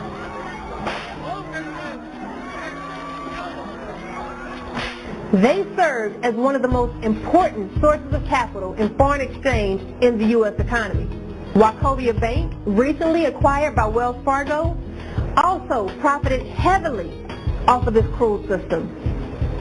Mayer Rothschild, a German banker and the founder of the Rothschild banking dynasty, which is believed to have become the wealthiest family in human history, made enormous gains by using our ancestors as collateral. The insurance industry also saw great benefits from slavery. Companies like AIG, Aetna, New York Life were the forerunners in this industry. But see, it's also very important to note that these same plantation owners and business owners would donate large sums of this wealth in order to train their children and the next generation on containing the wealth. For example, Harvard. Harvard was built due to large amounts of money given by Isaac Royal, a plantation owner in the Caribbean island of Antigua, who made a massive fortune off of his many sugar plantations. Yale was able to build its famous library and establish its prestigious scholarship program. Princeton. By the mid-1700s, many of its students were sons of plantation owners. Brown University, named after the famous slave owner banker, the Brown Brothers. A large portion of this campus was built with slave labor. And these are just a few of the many institutions that was built with slave money. See, these men will be looked at as great businessmen, philanthropists. But in actuality, they were securing the wealth of their future by training and educating the next generation that would take over their plantations and their businesses, and even become government officials responsible for creating laws, regulations, and policies that would keep blacks fighting for human rights and access to this stolen wealth for decades. For decades after slavery, blacks have fought against unequal education, which is a sure way of ensuring wealth disparities. We fought grandfather clauses to prevent us from affecting government in ways that could transfer wealth. Land grants, free land issued from the government that blacks were restricted from. The Black Code, housing restrictions, redlining and FDA guarantee loans, predatory bank lending, convict leasing, which utilized black labor but does not transfer the wealth. I wish that I could say that this wealth disparity in America was isolated only in America, but it's not. All the wealth that was generated that helped to make Britain great, so-called, the British Empire, all of this came from enslavement and colonialism and ill-gotten gains. And it links to this modern discussion around inequality and the huge gap between the nations, not only in terms of Britain and Europe, but also the rest of the world, and in particular, Africa and the Caribbean. The truth is, this is the same scenario across every colonized land. Today, as a people, we fight for the Confederate flags to come down. We even fight for people to stop using the word nigger. Right. Or other forms of bigotry to not be used. But we've been duped into believing that it's absolutely foolish to continue to fight for reparations. Many of us don't recognize the direct ties between the past and the wealth that was carried into today. Our ancestors were forced to invest in this economy without ever receiving a return. Unlike Jews, reparations were never paid to slaves or their descendants to help balance out this unjustified wealth. But understand that the reason our ancestors were enslaved was not for the purpose of being able to call us a... Right. It was not even for the purpose of being able to raise a slave flag. No. All of the killing, the torturing, dehumanizing, inhumane treatment all boiled down to one reason: wealth. It was all business. Understand that. I know that our brother Martin did. I still have a dream. Not that one. At the very same time that America refused to give the Negro any land, through an act of Congress, our government was giving away millions of acres of land in the West and the Midwest, which meant that it was willing to undergird its white peasants from Europe with an economic floor. But not only did they give the land, they built land-grant colleges with government money to teach them how to farm.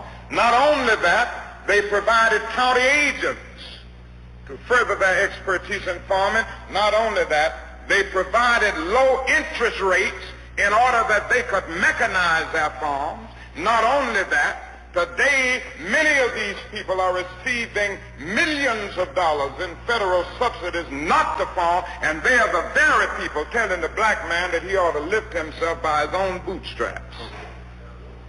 And this is what we are faced with, and this is the reality. Now, when we come to Washington in this campaign, we are coming to get our check.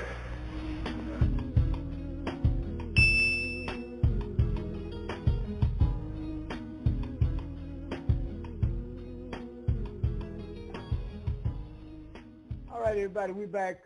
We have a caller with his hand raised at area code 407. I'm going to open up the line. Area code 407, you're on the air. Tell us who you are, where you're calling from, what's your question or comment for our guest, Dr. Walter Williams. Yes, can you guys hear me? 407, I can hear you loud and clear. What's your name? Good. Hello, everybody. This is Skia from Tampa, Florida. I believe Dr. Walter Williams that you actually passed my number along to Tarhaka. Okay, on the line? Is Walter Williams, can you hear me? Well, no, I got his mic muted. All right, hold on a minute. We're going to bring him in. Dr. Williams, are you with us? Dr. Walter Williams, are you with us?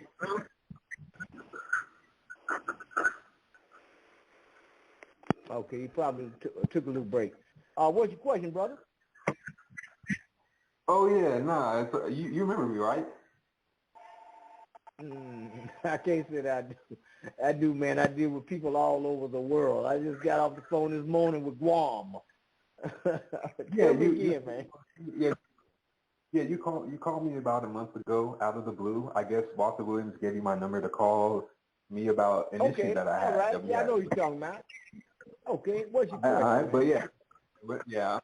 we're not, we're not going to get into that.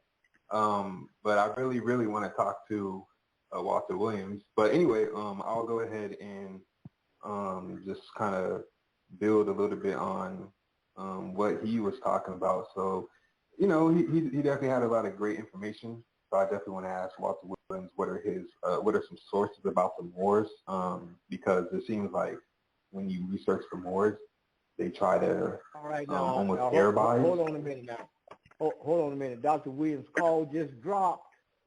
So but go ahead and ask your question. As soon as he comes back in, I'll open up the phone line. But we're listening to you, man. I'm going to open up our brother Yoel's line as well.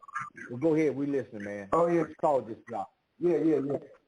But yeah, I definitely want to hear more, about sources on the Moors because it's such a important issue, and it seems like today when you read a lot of sources, it almost makes the Moors out to be like I don't know, like Turks almost. So I definitely wanted to ask Walter Williams some questions about that. Have you ever, Yoel? I know you. I think is Yoel. Is that the brother with the bookstore?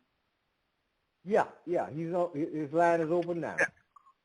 Yeah. Right. So Yoel, have you read? I'm sure you've heard of it. So have you read When We Ruled? Yeah.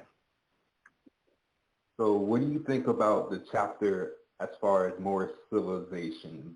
Because he didn't even talk about the Vatican, he didn't talk about Italy, he didn't talk about the Moors in anywhere really but Spain, it seemed like. So what do you think about his chapter? Well, first of all, that was kind of where I was going. In fact, to see Moors were all over the place. The question becomes, what was their role in our history?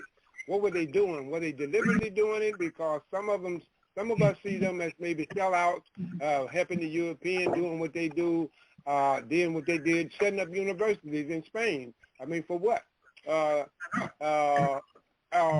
Helping the Columbus to navigate here. Then we got the Moors all down in South America that we ain't even ventured to get into yet, down in Peru. They got 8, 9 scrolls down in a village down in Peru that the Catholic Church and the government suppressed, that the Moors left down there during this time of the Spanish land grant. So we were all over the place as navigators. Okay. Like that. The question becomes, what's the bigger picture and what Hold on, Yoel, real quick. So what language and what script would those manuscripts have been in? Or do I just have to look it up myself? Like, you can drop the reference and I'll look it up. Were they writing in Arabic or Spanish? Latin script? What were they writing in, brother? I said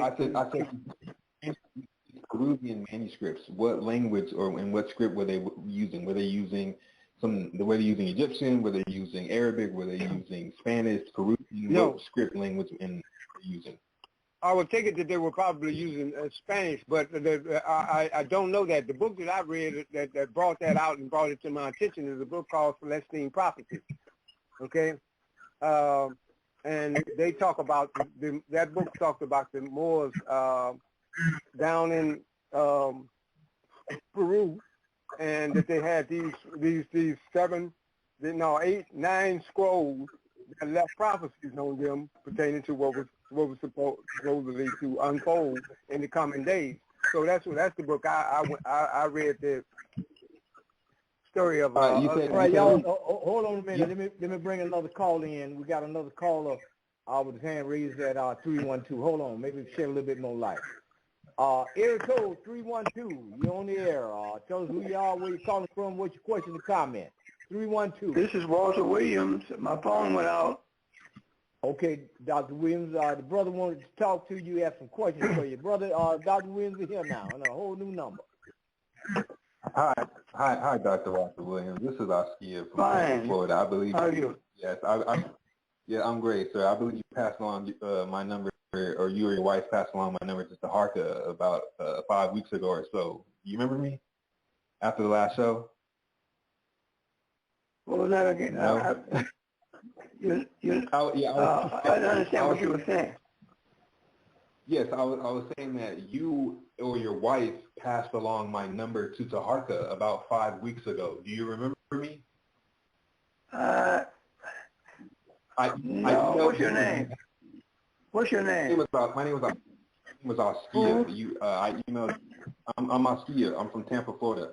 I emailed you about an issue I had after your last show. Right after your last show, I emailed you the show from last month. I emailed you, and you passed my number along to Tarhaka so we could work that issue out that we had. But anyway, if you don't remember, it's okay. But anyway, I just wanted to tell you, Dr. Walter Williams, that nobody has mentioned how important today is. Today is your birthday eve. Am I correct? How important what? So you're breaking up in spots on it. How important what is? I said how important today is. Today is an important day. Today is your birthday eve. Is that correct? You said what about my birthday? I said today. I said it's important. It's an important day because it's your birthday eve. Is that correct? Correct. My birthday is tomorrow. Yes, sir. Happy birthday. You're right. Well, Happy birthday to you, Walter Williams. Thank you. Yes, sir. Thank you. Happy birthday, man. Thank you. We appreciate you. You've changed my life for the better, and I'm a deep fan and a student of your work, and it means a lot that you have this great show, and you've taught me many things. So, and I just wanted to remind everybody that this is not the show to call in and teach Walter Williams or debate him or start arguments or anything or challenge his information. This is our platform for us to get on, ask 2 or 3 questions, and then hop off the line so somebody else can call in. So I'll go ahead and do that.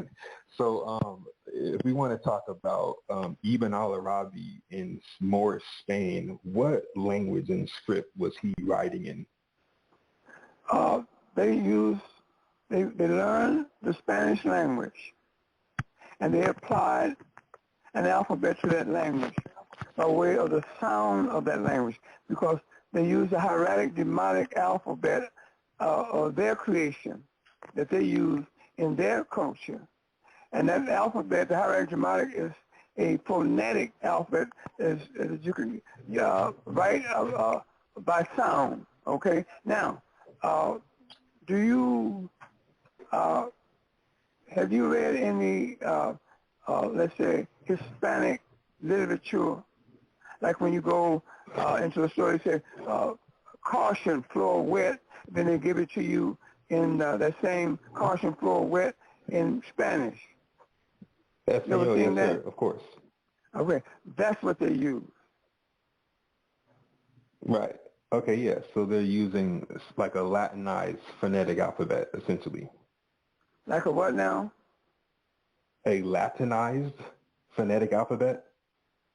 Is that essentially, that's what we use, right? That's what we in Spanish use. We use the Latinized Nile Valley African script, right?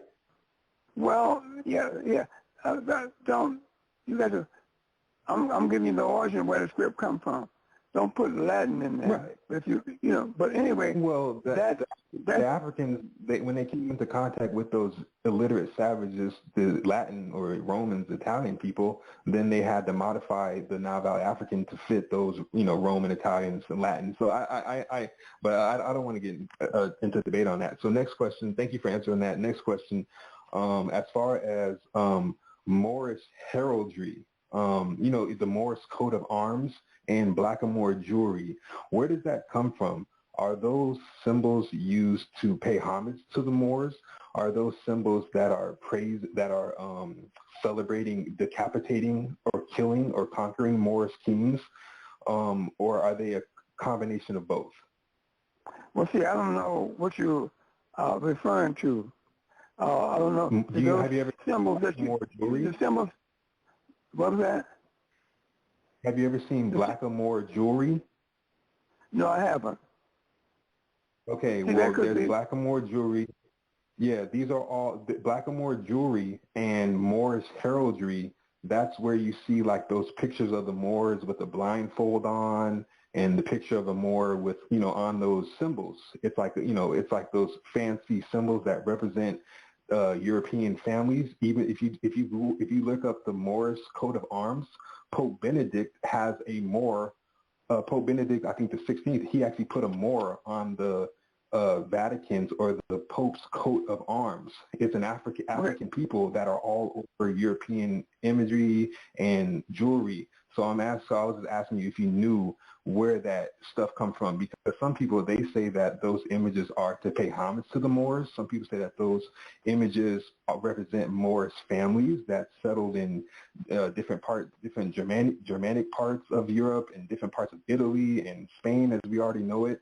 And some people say that those pictures of those kings, those African kings with different crowns or maybe a blindfold, then there's ones with the blindfold lifted, and they all mean different things.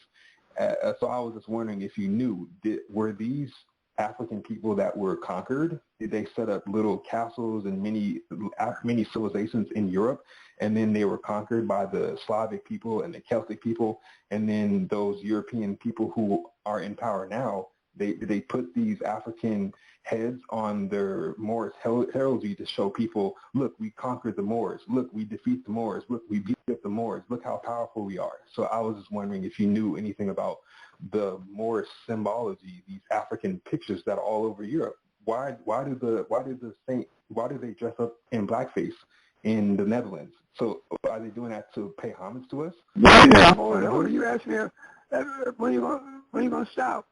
You asked me a question, but you keep going on. I just want to say, okay. Now, well, let me share this to you, my brother. It's here.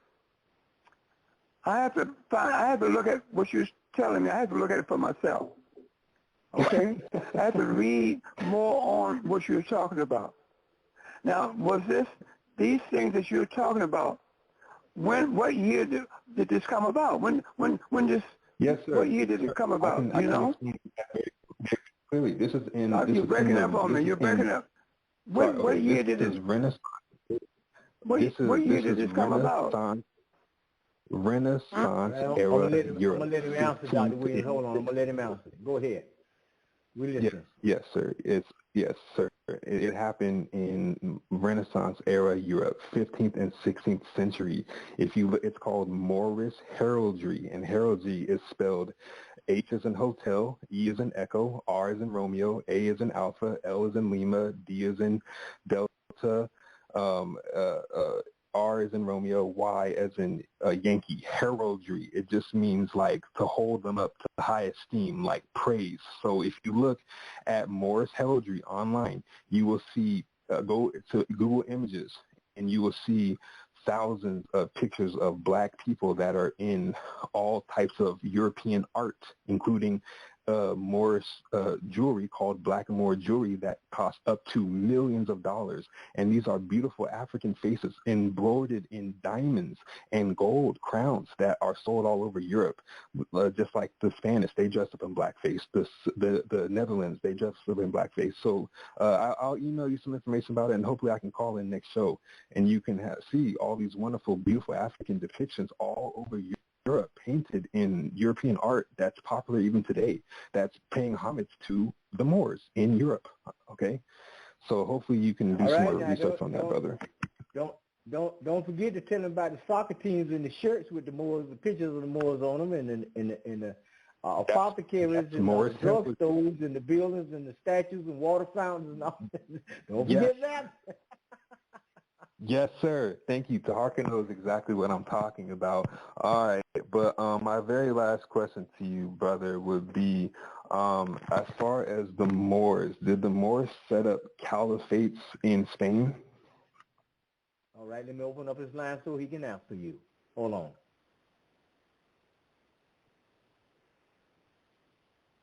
All right, Dr. Williams, did you hear that? What did he say? No, what did he say? Oh, my goodness. Okay, yeah. I believe, let's see, what was my question? Oh, yes, I said yes. So when you think about Moorish Spain, I'm reading this book. It's called When We Ruled, and and Robin Walker, he's talking about the Moors, and it seems like he's talking about like a lot of like stuff about caliphates. Did the Moors set up caliphates? Were they Muhammadans in the 12th and 13th century, primarily in Spain, or is that just kind of like a pseudo revisionist history of the Moors? Did the Moors set up caliphates in in Spain? And if they did that, was that because they were under the rule of the Turks? Well, see, Mohammedanism didn't come about until the 14th century. Okay? That was forced on that whole region of Africa, Northeast Africa and Central Africa by the Ottoman Turks, taking the teachings of Ibn al-Arabi, alias Muhammad's teaching, and they enforced that teaching. That was done in the 14th century, not the 12th and 13th century, but the 14th century. It's called Mohammedanism. And the Moors were forced into the use and the practice of Mohammedanism. A lot of people think that the Moors were Muslims, practiced Islam. No, they didn't. They practiced, by way of force, Mohammedanism, okay, in the 14th century, beginning in the 14th century. That's number one. Number two, I would have to see what you're talking about for myself, okay? I hear what you're saying, and I heard where you got your information from. And but I have to look at that and analyze that information for myself and see what, using my knowledge of history, human history, then I can determine whether this is valid or not. Okay? Well, it sounds like all these things was made up after the facts, at a certain period of time. See, so I got to find out what period of time that this individual was talking about in order for me to, know what's going on with what I'm reading. So that would be my answer to you. Yes, sir. And this isn't information that's coming from one person. This is just something that you can research by yourself. You don't have to read a book. You can literally go on Google, search for Moorish coat of arms or Moorish heraldry, and you will see, for example, that after the Moors built the Vatican, all right, now hold it. Where did this information come from? Who put the information out there? Okay, well, hold on, I had to mute his mic. Dr. Williams, he is correct. You can glean a lot of that, especially the coat of arms, from J.A. Rogers' book, Nature Knows No Color Line. And but the bulk of the images and stuff that you can see are right there on YouTube. This stuff has been out for quite a while. You can go on the internet. It's all over there. I got a friend right now. He's in Guam. He's a real good friend of mine. He travels all over the world, and he has brought me a lot of information back, especially about the Moors and stuff when he was stationed in Europe, because he's on the big merchant ships and stuff. And I got a chance to verify what I'd already seen on the internet based on the information that he has. He didn't give it to me. He got his storage locker, put everything in there. But anyway, the brother has showed me all over the world where the Moors have been. And as far as the Europeans are concerned, in Europe, their opinion of the Moors is that they're excited, they are joyed, they are thankful and all this stuff. But when you come to America, it's a whole different ball game because of the fear of us coming into the knowledge of self and stuff of this nature. I'm going to open up a line again, my brother, and I'm opening up Brother Yoel line so we go back. We got 46 minutes left. Brother Yoel, you still with us? Yes. Brother Yoel. Yes. Okay, yes. Hold on a minute. Let me open up the brother line again. Okay, y'all hold on to the background and all. Make sure you keep that down so we get a good, nice, even flow. We're doing fantastic. Brother, you back on the air. Area code 407. Still with us? Yeah, this is once again, this is Askia. Thanks for allowing me to speak further. And Walter Williams, I'm not gonna belabor the point and go on and on because this isn't something that you're familiar with, but I'm just letting you know that people such as Pope Benedict, this isn't something that you can read, that you have to read one book. Okay, this is just widespread common knowledge about Moorish history, that after the Vatican was built, for example, there were different popes like Pope Benedict, and he put African heads, pictures of African heads on his coat of arms to represent his lineage, his family, his church. That was, he literally, on his emblem, his seal, his logo for his house, his reign, his papacy, he chose to put the picture of an African face on his... All right, stop. I got it. Stop. What year is Pope Benedict the Moor?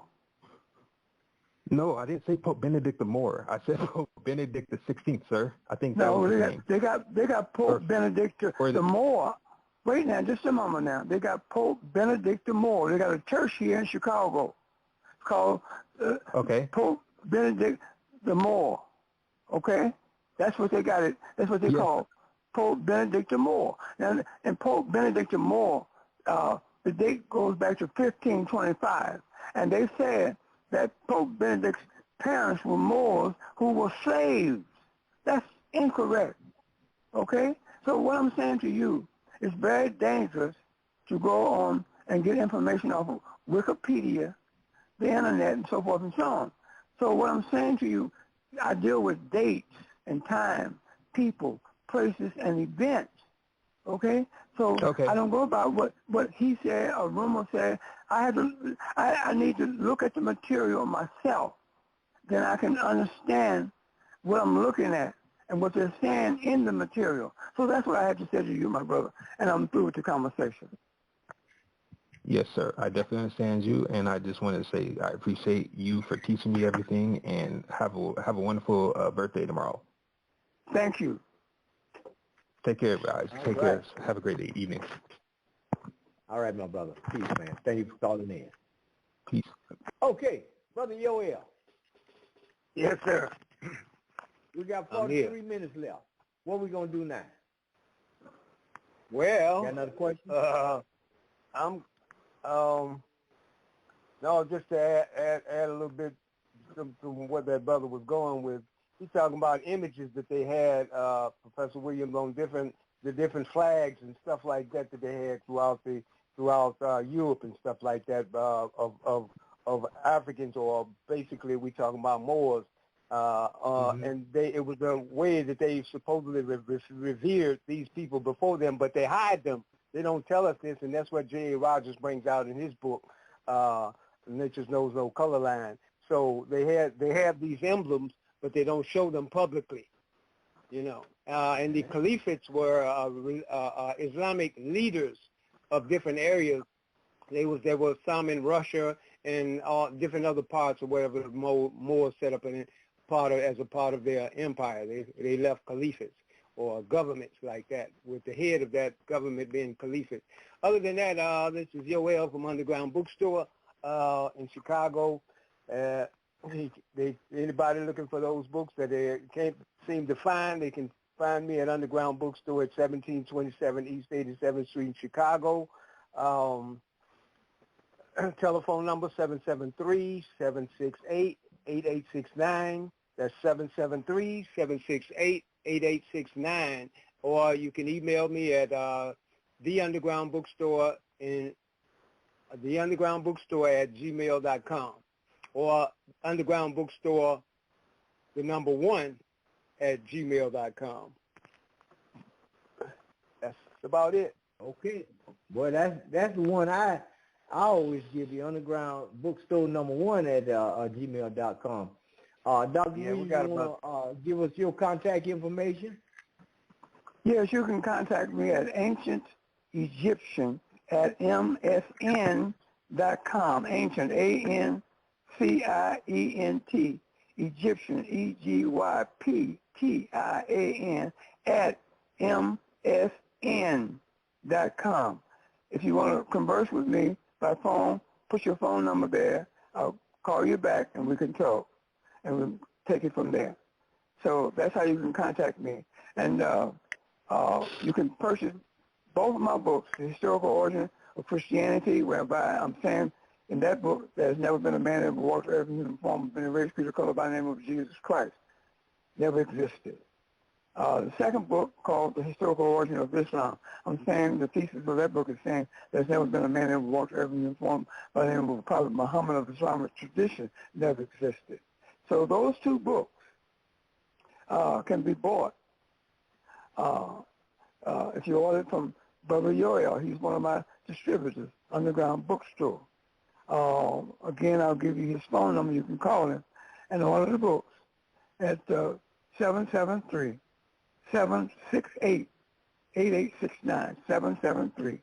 773-768-8869. That's Underground Bookstore. You can purchase my book there. Or if you have a African bookstore in your town or city where you live, or any type of bookstore in that town or city where you live, you can order my books through that means. And then, of course, you can order the books by way of Amazon.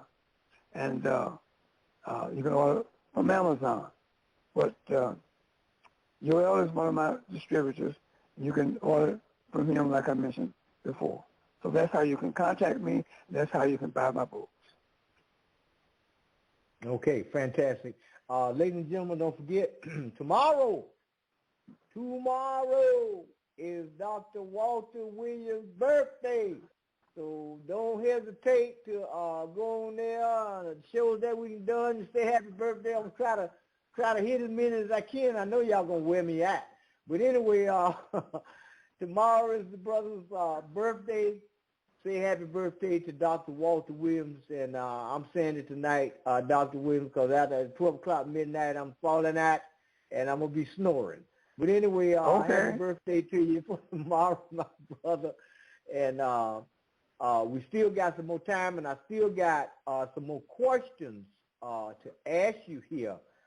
But, Brother Yoel, you got Nature Knows No Color Line by J.A. Rogers, and in that book, not only is there the printed word, but there is a tremendous amount of illustration where you get a chance to actually see the coat of arms that we're talking about. You see the different flags. You'll see heavily illustrated. You've done a wonderful job on that book, Dr. Williams, so you can get up to speed on that there. Now, if you've never seen it before, it's right there for you to see.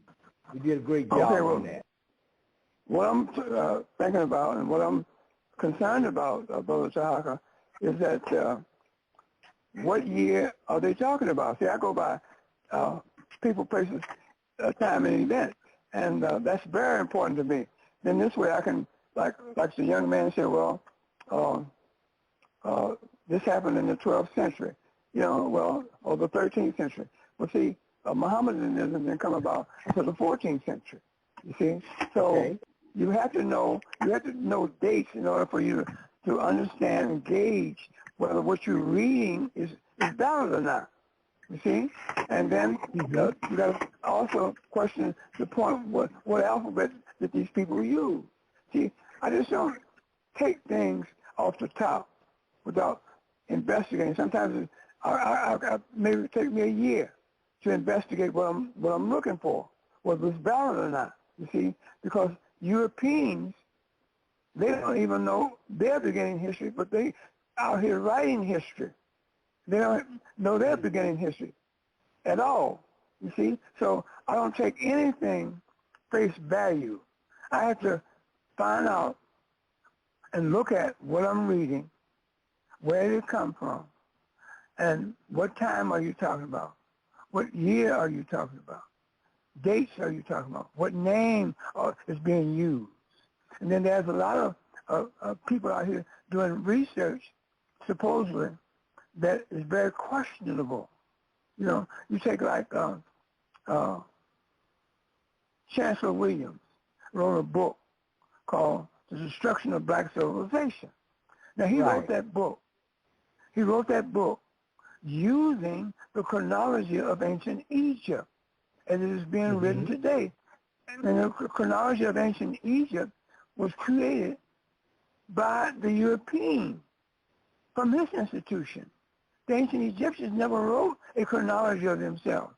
But I looked at Chancellor Williams' book, studied his book, and I found out what he was doing in writing that book, that he used the chronology of ancient Egypt by the Europeans, what they put out, you see? So that's misleading. See? Europeans will mislead you. And then another thing, in America, they use the Moors, those Africans who are descendants of the ancient Egyptians. Moor is a nickname given to the ancient Egyptians by the Spanish-speaking people, like I mentioned before. So now, they, in 1478, when the Spanish and Roman Inquisition came along, Ferdinand and Isabella and the Roman Catholic Church, after using our ancestors, the Moors, for 387 years to build what is over there in Spain today. And they took the Moors 34 years to build what's over there in the Vatican today. But now it was time to erase them out of history. So this is what they did. They erased them out of history, okay? And then over in this hemisphere, for 127 years from 1492 up until slavery, 1619, they used them to set up the third arm of civilization. Now, when it came time to erase them out of history over in this hemisphere, they created a new African out of the Moors. They took the Moors and other indigenous Africans that was taken out of Africa for the sole purpose of making slaves out of them. They put the Moors and these enslaved Africans under one umbrella and said we're going to call them Negroes. So that's how they got rid of the Moors from America, by naming them Negroes. Negro and black is synonymous. So therefore, when they did that, Brother Tarhaka, they created a new African people, a new African people who had no history back to Africa, had no place in Africa, no land area in Africa that they could claim under the names of black, Negro, and African Americans. So the only history that is referred to the Negro and black people and African Americans is slave history. In other words, they say our history began with slavery. No, it goes back. So that's how they got rid of the Moors over in this hemisphere, by saying that they were Negroes, calling us Negroes. Okay? So therefore, when they did that, they created a new African people, a new African people without a land to identify with or a history to identify with. So they, and then what we did, since we're such a creative people, everywhere we go, we create. So therefore, we, with the name Negro and our inventions and creation coming from the Negro, or this African who is the descendant of the ancient Egyptian, started a new civilization. And that civilization that came from the Negro is modern civilization. Modern civilization that is being used today as I speak. See? So we're, the whole world is following this Negro because of his creation of music, all forms, jazz, blues, gospel, hip-hop, electric slide, all those different dances that we create. They had Don Cornelius on every Saturday. I don't know if he's still on, called Soul Train, to teach white people the latest dances that we were creating. He was creating so fast. that they couldn't keep up. So they hired Don Cornelius on that, the soul train, to teach the white folks the latest dances that we were doing. So we, under the name of Negro, in this country, in this hemisphere, brought in modern civilization. You see? So we're a hell of a people. You know, so you got to be very careful what you receive from white people. There's a lot of scholars out here. I won't name that one, Chancellor Williams. I won't name the rest, who takes everything what's being put out here by Western academia as true, taking from the top without investigating it, you see? So I don't do that. I take what they say, yes, I take it in, but then I begin to look for the flaws, look for the lies that's in the information that I'm receiving from Western academia, because there's going to be a damn lie in there somewhere. There's going to be mythology in there somewhere, okay? And Western academia has never wrote anything that says that this African was a great people. You can't name me one African that the Europeans have, let's say, glorified. Not one.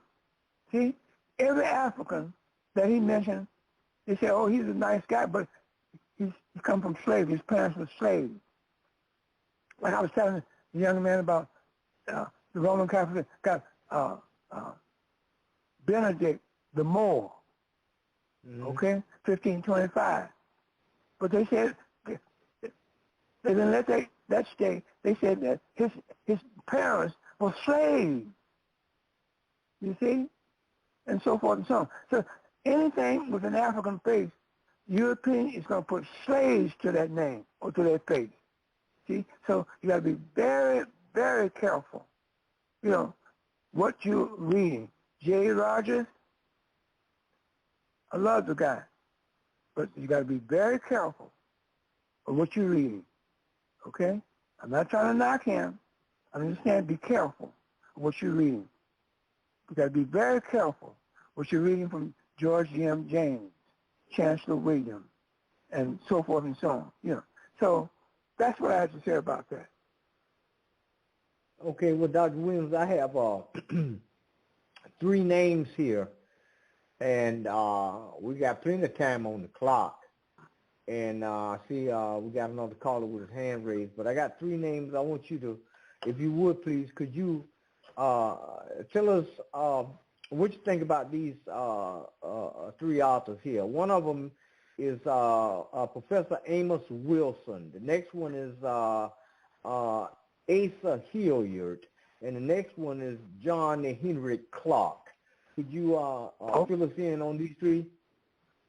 Okay, Amos Wilson wrote a big, thick book.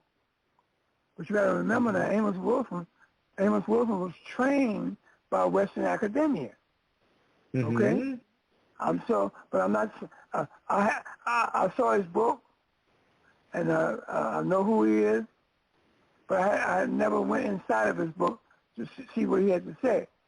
Okay, but you got to be very careful. He's been trained by Western academia, and Western academia is not going to tell you the truth. They're going to fill your head up with mythology in order for you to get your degree. In order for you to get your doctorate degree, you got to turn in your thesis based off of what they taught you. See, and if they don't agree with your thesis based on what they taught you, they'll reject you. So Amos Wilson, not knowing some of the things that he said, I'm going to let that lay. It's like okay. Okay. Now, the second one, you say Asa Hilliard? That's correct. All right, Asa Hilliard.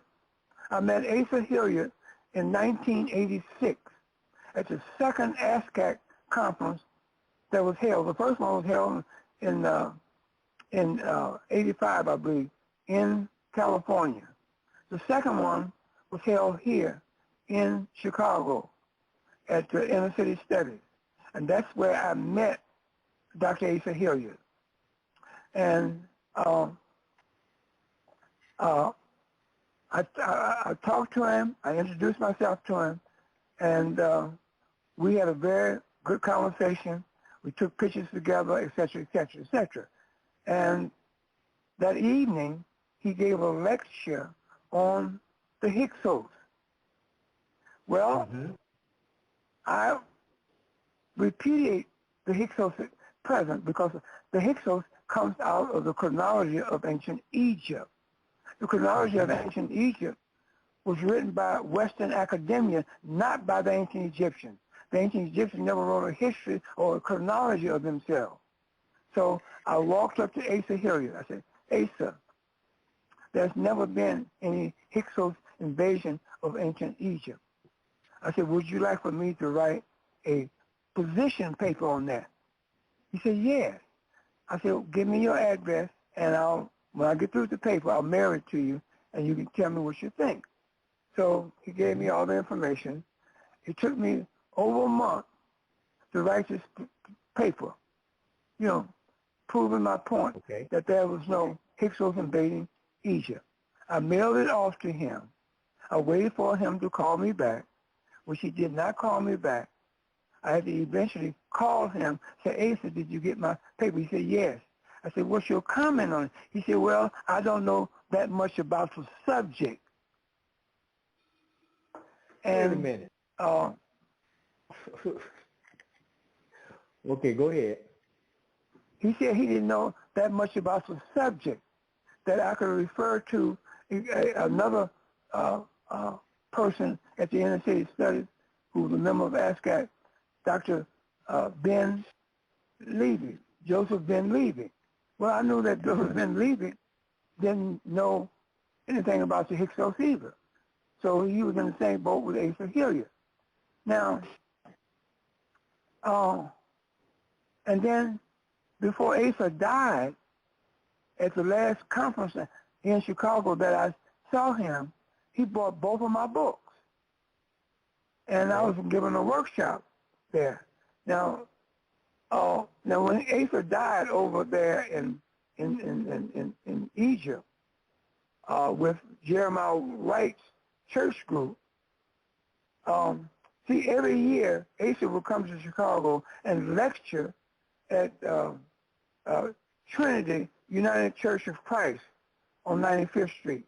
That's the same church that was pastored by Reverend Jeremiah Wright. That's the same church that Barack Obama and Michelle Obama used to attend when he was just a senator here in the state of Illinois. Okay? So now, when Asa died, Jeremiah Wright preached this eulogy, okay?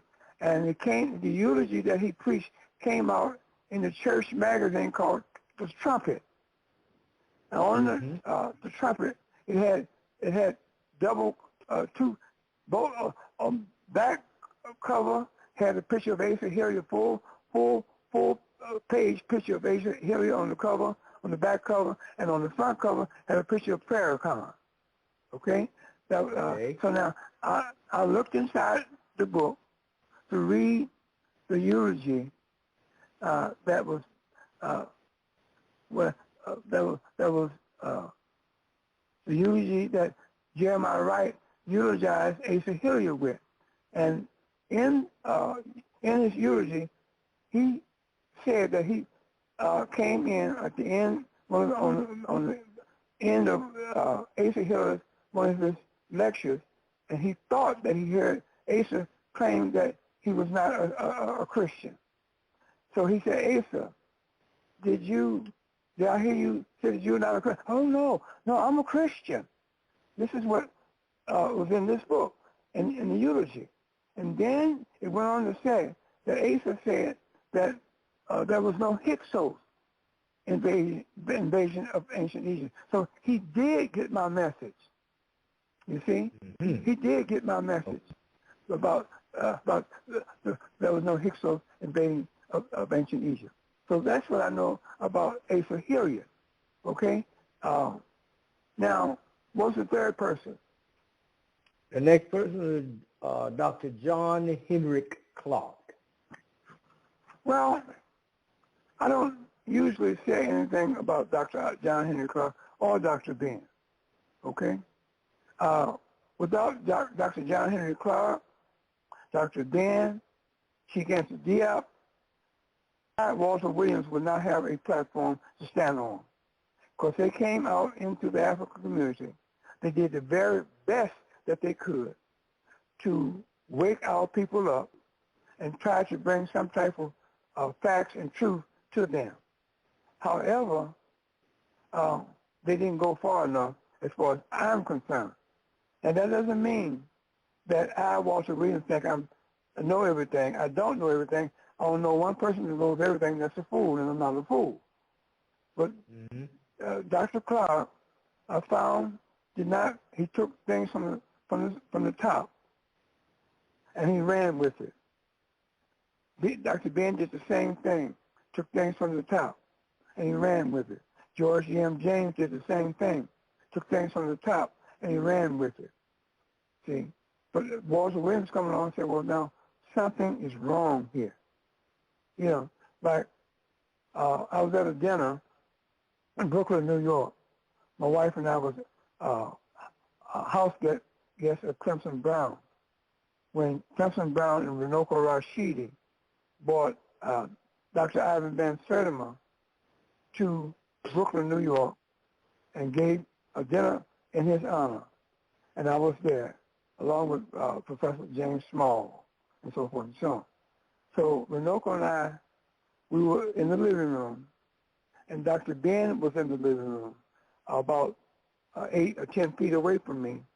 And he, sitting next to him, was the widow of Dr. John Henry Clarke, Sybil Williams Clarke. She was there with Dr. Ben. Runoko asked me a question about Christianity, and I gave him the answer to the question. Dr. Ben blurted out, when did Christianity start? I said, Dr. Ben, it started at the close of the Council of Chalcedon. Oh, no, man, you're wrong, man. You know, I said, well, no.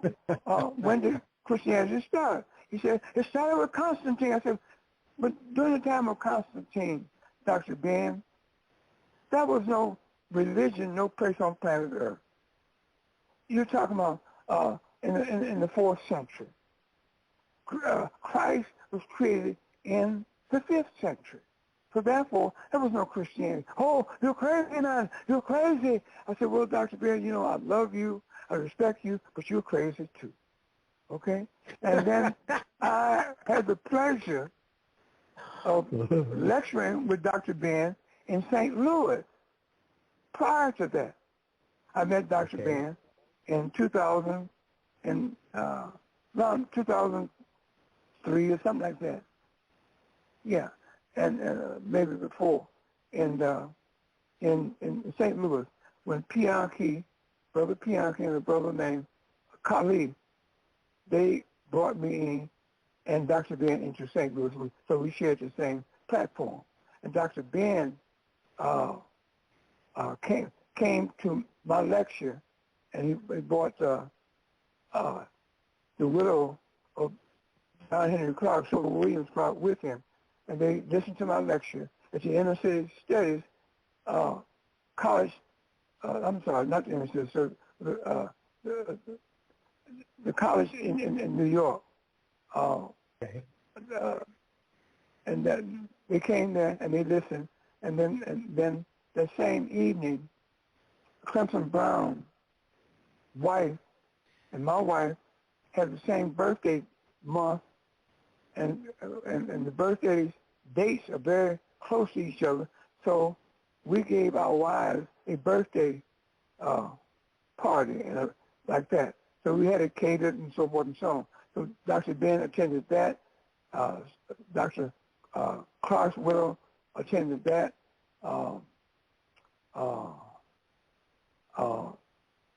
Leonard Jeffries was the MC, and his wife, Rosalind, they attended that event. So City College of New York, that's what I'm trying to think of. So you have to be very careful. Even go behind Walter Williams. I don't have to be right all the time, okay? But I try to be. But that doesn't mean that I don't make mistakes, or I don't consider myself right all the time. You know, like one of my students asked me, said, Walter, why is it that you got to be right all the time? I said, well, because you asked me to be your teacher. I got to be right, okay? Or at least try to be right, you know. So that's what I have to say about Dr. Clark and Dr. Ben, Sheikh Anta Diop, and so forth and so on. So, you have any other people that you want me to analyze? Yes, sir. We got some more callers with the hand raised. I'm going to open up the line at area code 314. Last four numbers is 4600. Area code 314. You're on the air. Tell us who you are, where you're calling from. It's Pianki. Question and comment before I get it. Hey, Pianki, come on in, man. You want to wait Yeah, on Walter. in on this thing, Pianki. man? You know, we lost another one, Walter. Brother Renoko. Who was that? I know I was on the radio. I was on the radio with Carl Nelson Thursday, and with Professor James Small, and we were having a conversation about Renoko. That was the whole program. So I was on there with them this past Thursday. You know, so yeah, I know that Renoko had passed. We don't see a lot come and go, ain't we? Huh? I say we've seen a lot of them come and go, ain't we? Yeah. I'll be 90 Monday in a matter of hours from now. Well, I'm glad you making 90, because if I hadn't stopped Dr. Ben from hitting you with that cane, you probably wouldn't have made it.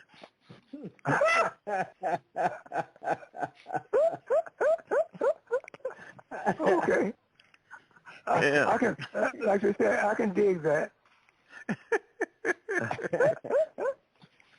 But no, it's always valuable information to take care of your physical well-being and also your mental well-being as much as you possibly can. We're not going to be here forever. Well, I'm trying to do both.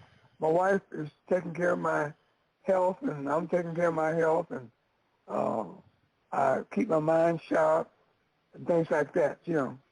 So I'm glad that I have my faculties. I'm glad that I'm not on no medication, take no medication, except for the eye drops, keep my pressure down. So I do have glaucoma. And but other than that, I don't take no kind of medication, don't want none, will not take any. And so I'm got a good bill of health from my doctor. I have a internal medicine doctor. She monitors what's going on inside of me every 3 months and gives me a report on it. So I'm trying to stay ahead of the game. I'm trying to stay here as long as I can. You know, I'm not interested in leaving this world. But reality is reality. Dr. Williams will be on the 29th of this month as well. We're coming back on at the end of August. On the 29th of August, we'll be doing another broadcast. So make sure that y'all tune into that. Yeah. Okay. Well, I'm gonna let you guys get back to your program. I just want to touch bases with you, Tarhaka. You take care of yourself too now. Okay, thanks so much. It's always good to hear from you. I just left Khalif on another call in dealing with stocks and that, so he's doing excellent. I'm really proud of him. Yeah. Good. All right, thank you very much. Yeah.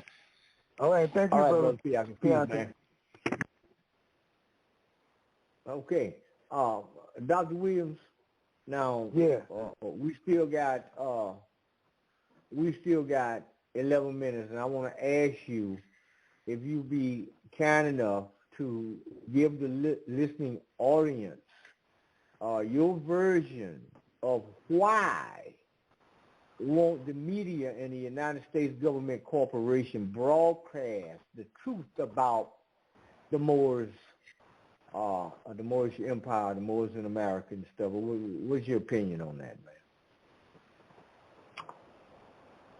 First place, like I mentioned before, they erased the Moors during the Spanish Inquisition of 1478, the Spanish and Roman Inquisition, the Roman Catholic Church. They don't want the world to know that these African people came over and brought civilization into Spain. They don't want and built Spain like you see it over there today. And they don't want the world to know that those Africans are ancient Egyptian descendants under the name of Moor that came into the Vatican and built the Vatican and the second seat of Christianity. They don't want the world to know that. They want that erased, okay? And then that's how they got rid of the Moors.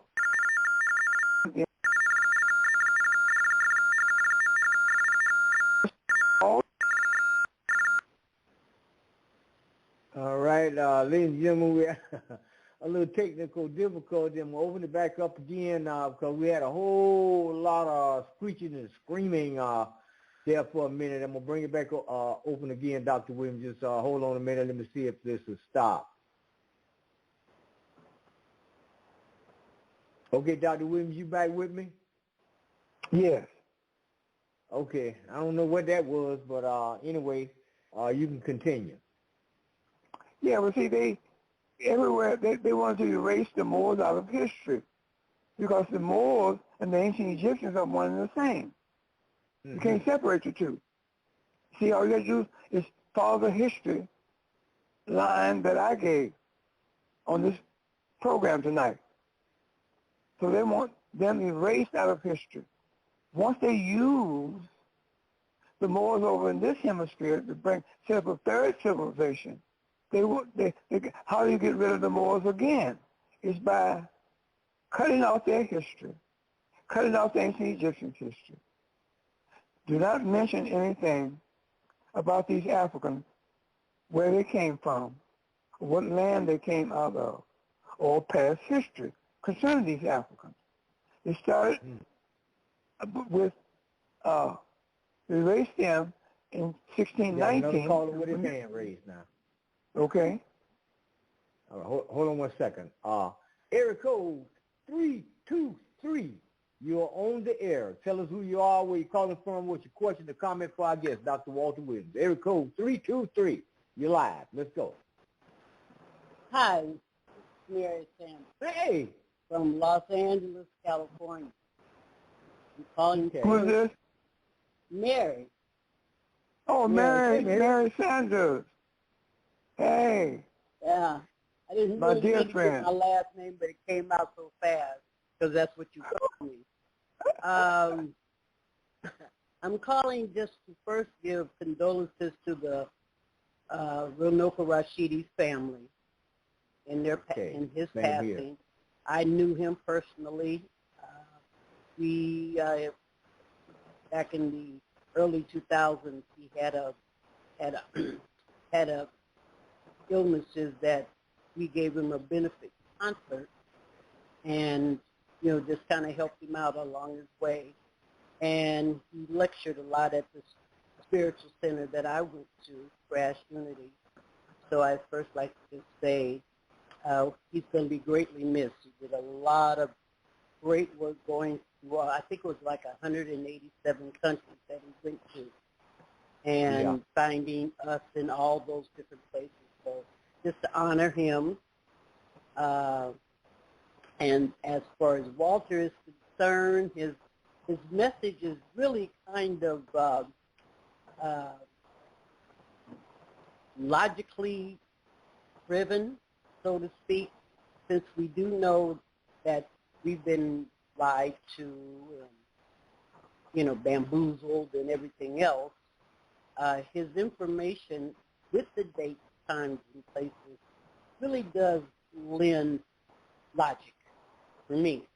And I would tend to think that others who have listened to him would see and appreciate the same sentiments. And the last thing I have to say is, happy birthday to you. Happy birthday to you. Happy birthday, happy birthday to you. Happy birthday to you. Walter Williams.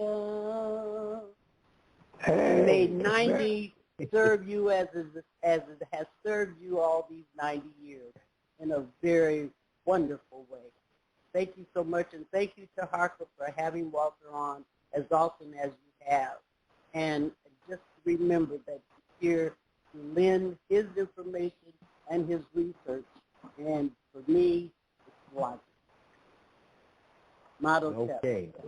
Sister Mary, thank you so much, my dear. I appreciate everything that you stand for. I appreciate everything that you said, every word that you spoke, and I thank you. I'm very humbled by your words.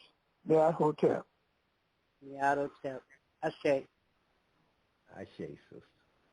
All right, Dr. Williams, we're running down to the last 5 minutes. And do you have anything else that you want to lay on the people tonight before you move into your birthday circle tomorrow? Well, like I said before, they tried to get rid of the Moors out of Spain and the Vatican, in which they erased tried to erase their presence, but they couldn't do it physically because their presence is still there. So all you have to do is know the history as I narrated it tonight over this program, okay? So that's what they're trying to get rid of. And to get rid of the Moors over in this hemisphere, they labeled the Moors and the other indigenous human beings that they brought from Africa over here to be made into slaves, put them all under one umbrella and label them Negroes to get rid of the Moors. And they cut their history off from that point.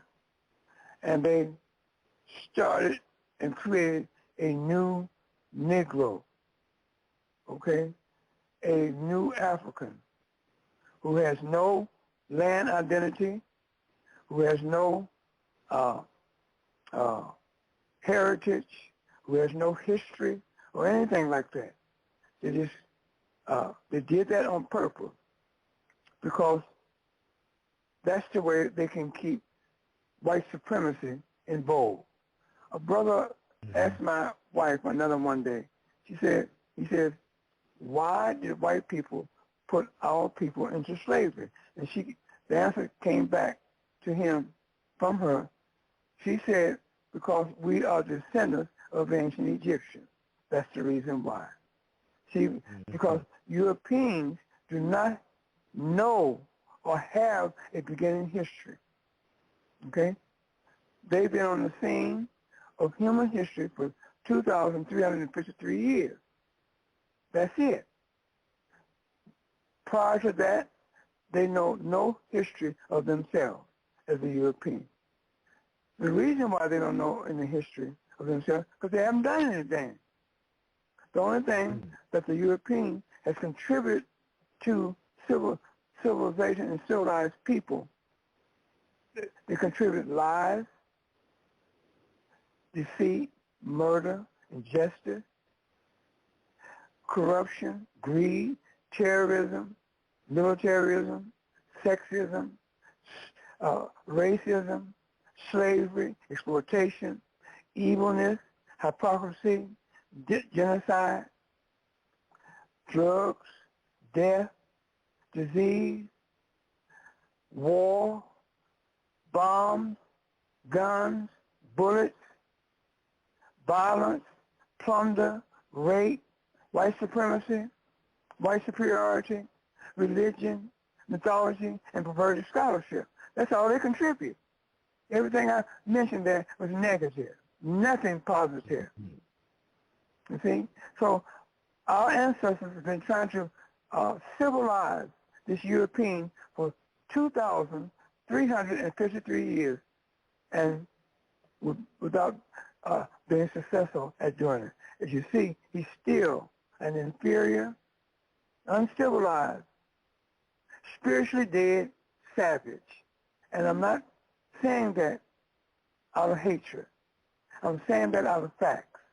That's facts are stronger than arguments, more profound than reasoning, more dependable than opinions, silences dispute, supersedes prediction, and facts always end the argument. So like I said before, you got to be very, very careful of what Europeans write in these books. You got to question it. You got to study it. You got to match dates, and names, and things with the knowledge that you have inside of you, if you have that knowledge. You cannot take this, what Europeans say, from the top, because he's a liar. Brother Tarhaka? Okay, well, Dr. Williams, we have come to the close of the broadcast, and it has been a fantastic show. And as far as the listening audience is concerned, y'all could send Dr. Williams a happy birthday at ancientegyptian@msn.com. And tomorrow is his birthday. And Dr. Williams, I want to say thank you so much for the enlightenment that you have given us over the years, and tonight as well. And look forward to the other broadcasts. I'm going to be right along with you, trying to do as much as I can for as long as I can do it. Okay. So, I wouldn't be here on this program and platform if it wasn't for Tarhaka Moneo Bay. You created this platform. You created this show. You did this. You promote this show. And you was kind enough and generous enough to share this program with me and to bring me out on this platform every last Sunday of the month, and sometimes twice a month, to bring information to our African community. So you are the one that's responsible for this. I am just the mouthpiece. So you, Brother Tarhaka, you have to get all the credit for doing what you have been doing and what you and I have been doing for the last 6 years. This is our 6th year of you presenting me as your special guest, and I certainly appreciate that. Thank you, my brother. You are a true brother. Thank you, thank you. You're welcome. You're welcome, Dr. Williams. We're going to go ahead and close out the show. Ladies and gentlemen, I've been your host, Tarhaka Amana El Bey. Y'all been listening to our illustrious brother, Dr. Walter Williams. Tomorrow is his birthday. So y'all say happy birthday, and y'all have a good night. Hey, everybody, this is Tarhaka again. I would like to introduce you to the Great Debate. We now have copies of the Great Debate. Dr. Walter Williams debates Prince Ezio ben Israel of the Hebrew Israelites. Also, Reverend Henry Hardy of one of the most prominent churches in Chicago, Illinois. Chester Blair, a major attorney in Chicago. And Munir Muhammad of the Nation of Islam. The whole thing is hosted by W.L. Lillard. Dr. Walter Williams debate these men on their belief versus what he knows for a fact and he can prove. Get your copy by going to www.tarhakadebtelimination.org. That's tarhakadebtelimination.org, or you can go to newdataelimination.com. newdataelimination.com. Contact me for your copies. Okay? The Great Debate. You got any questions, just give me a shout. Peace. Here. Between 1956 and 1971, the FBI ran a counterintelligence program named COINTELPRO that was initiated by J. Edgar Hoover. COINTELPRO mainly targeted civil rights leaders such as Martin Luther King, and it's commonly understood that this was an abuse of its surveillance power in a manner to suppress a peaceful movement. So I would like to ask Mr. Chair unanimous consent to enter this report into the record, which is Black Identity Extremists Likely Motivated to Target Law Enforcement Officers. I believe earlier you said you were not familiar with the report. Is that correct? Well, I haven't read it. I know some of the alleged targeting of officers by okay, so I would like to know, and I'll ask you about that in a minute. So you are somewhat familiar with it. Who had the power in your department to order a report like this? I'm not sure how that report got ordered. I don't believe I explicitly approved it or directed it. Okay, so you haven't necessarily read the report, but you are familiar with the term Black Identity Extremists? Well, I think so, yes. So can you tell me what that term means to you? Do you believe that there is a movement of African Americans that identify themselves as black identity extremists, and what does that movement do? Well, it'd be interesting to see the conclusions of that report, but I'm aware that there are groups that do have an extraordinary commitment to their racial identity, and some have transformed themselves even into violent activists. Are you aware of white organizations that do this as well? Given that white supremacy is well-documented, well-researched movements such as the neo-Nazis, the Ku Klux Klan, etc., are they white identity extremists? I didn't follow that question, please, again. Is there a term or a report on white identity extremists? You mentioned you were familiar with black people who identify with their racial identity. Yes, but it's not coming to me at this moment. Not coming to you? It's certainly a group such as the Ku Klux Klan. Yeah, and then the skinhead movements, but there's a racial identity white movements that have been identified for sure. So has the FBI done a report on white identity extremists that are likely motivated to target law enforcement officers? Is there such I'm not aware of that. Okay. Are you aware of a group called the Sovereign Citizens? I've heard that group, yes. And I believe that the Sovereign Citizens is primarily a white organization that absolutely has targeted police officers and killed police officers. You're not aware of that? I'm not aware of all their crimes, but I know they're a group that's known to have violent tendencies. Could you name an African-American organization that have committed violent acts against police officers? Could you name one today? In this report, they name organizations from 30, 40 years ago, but can you name of one today that has targeted police officers in a violent manner? I believe I could, but I would want to be to confirm that and submit it to you in writing.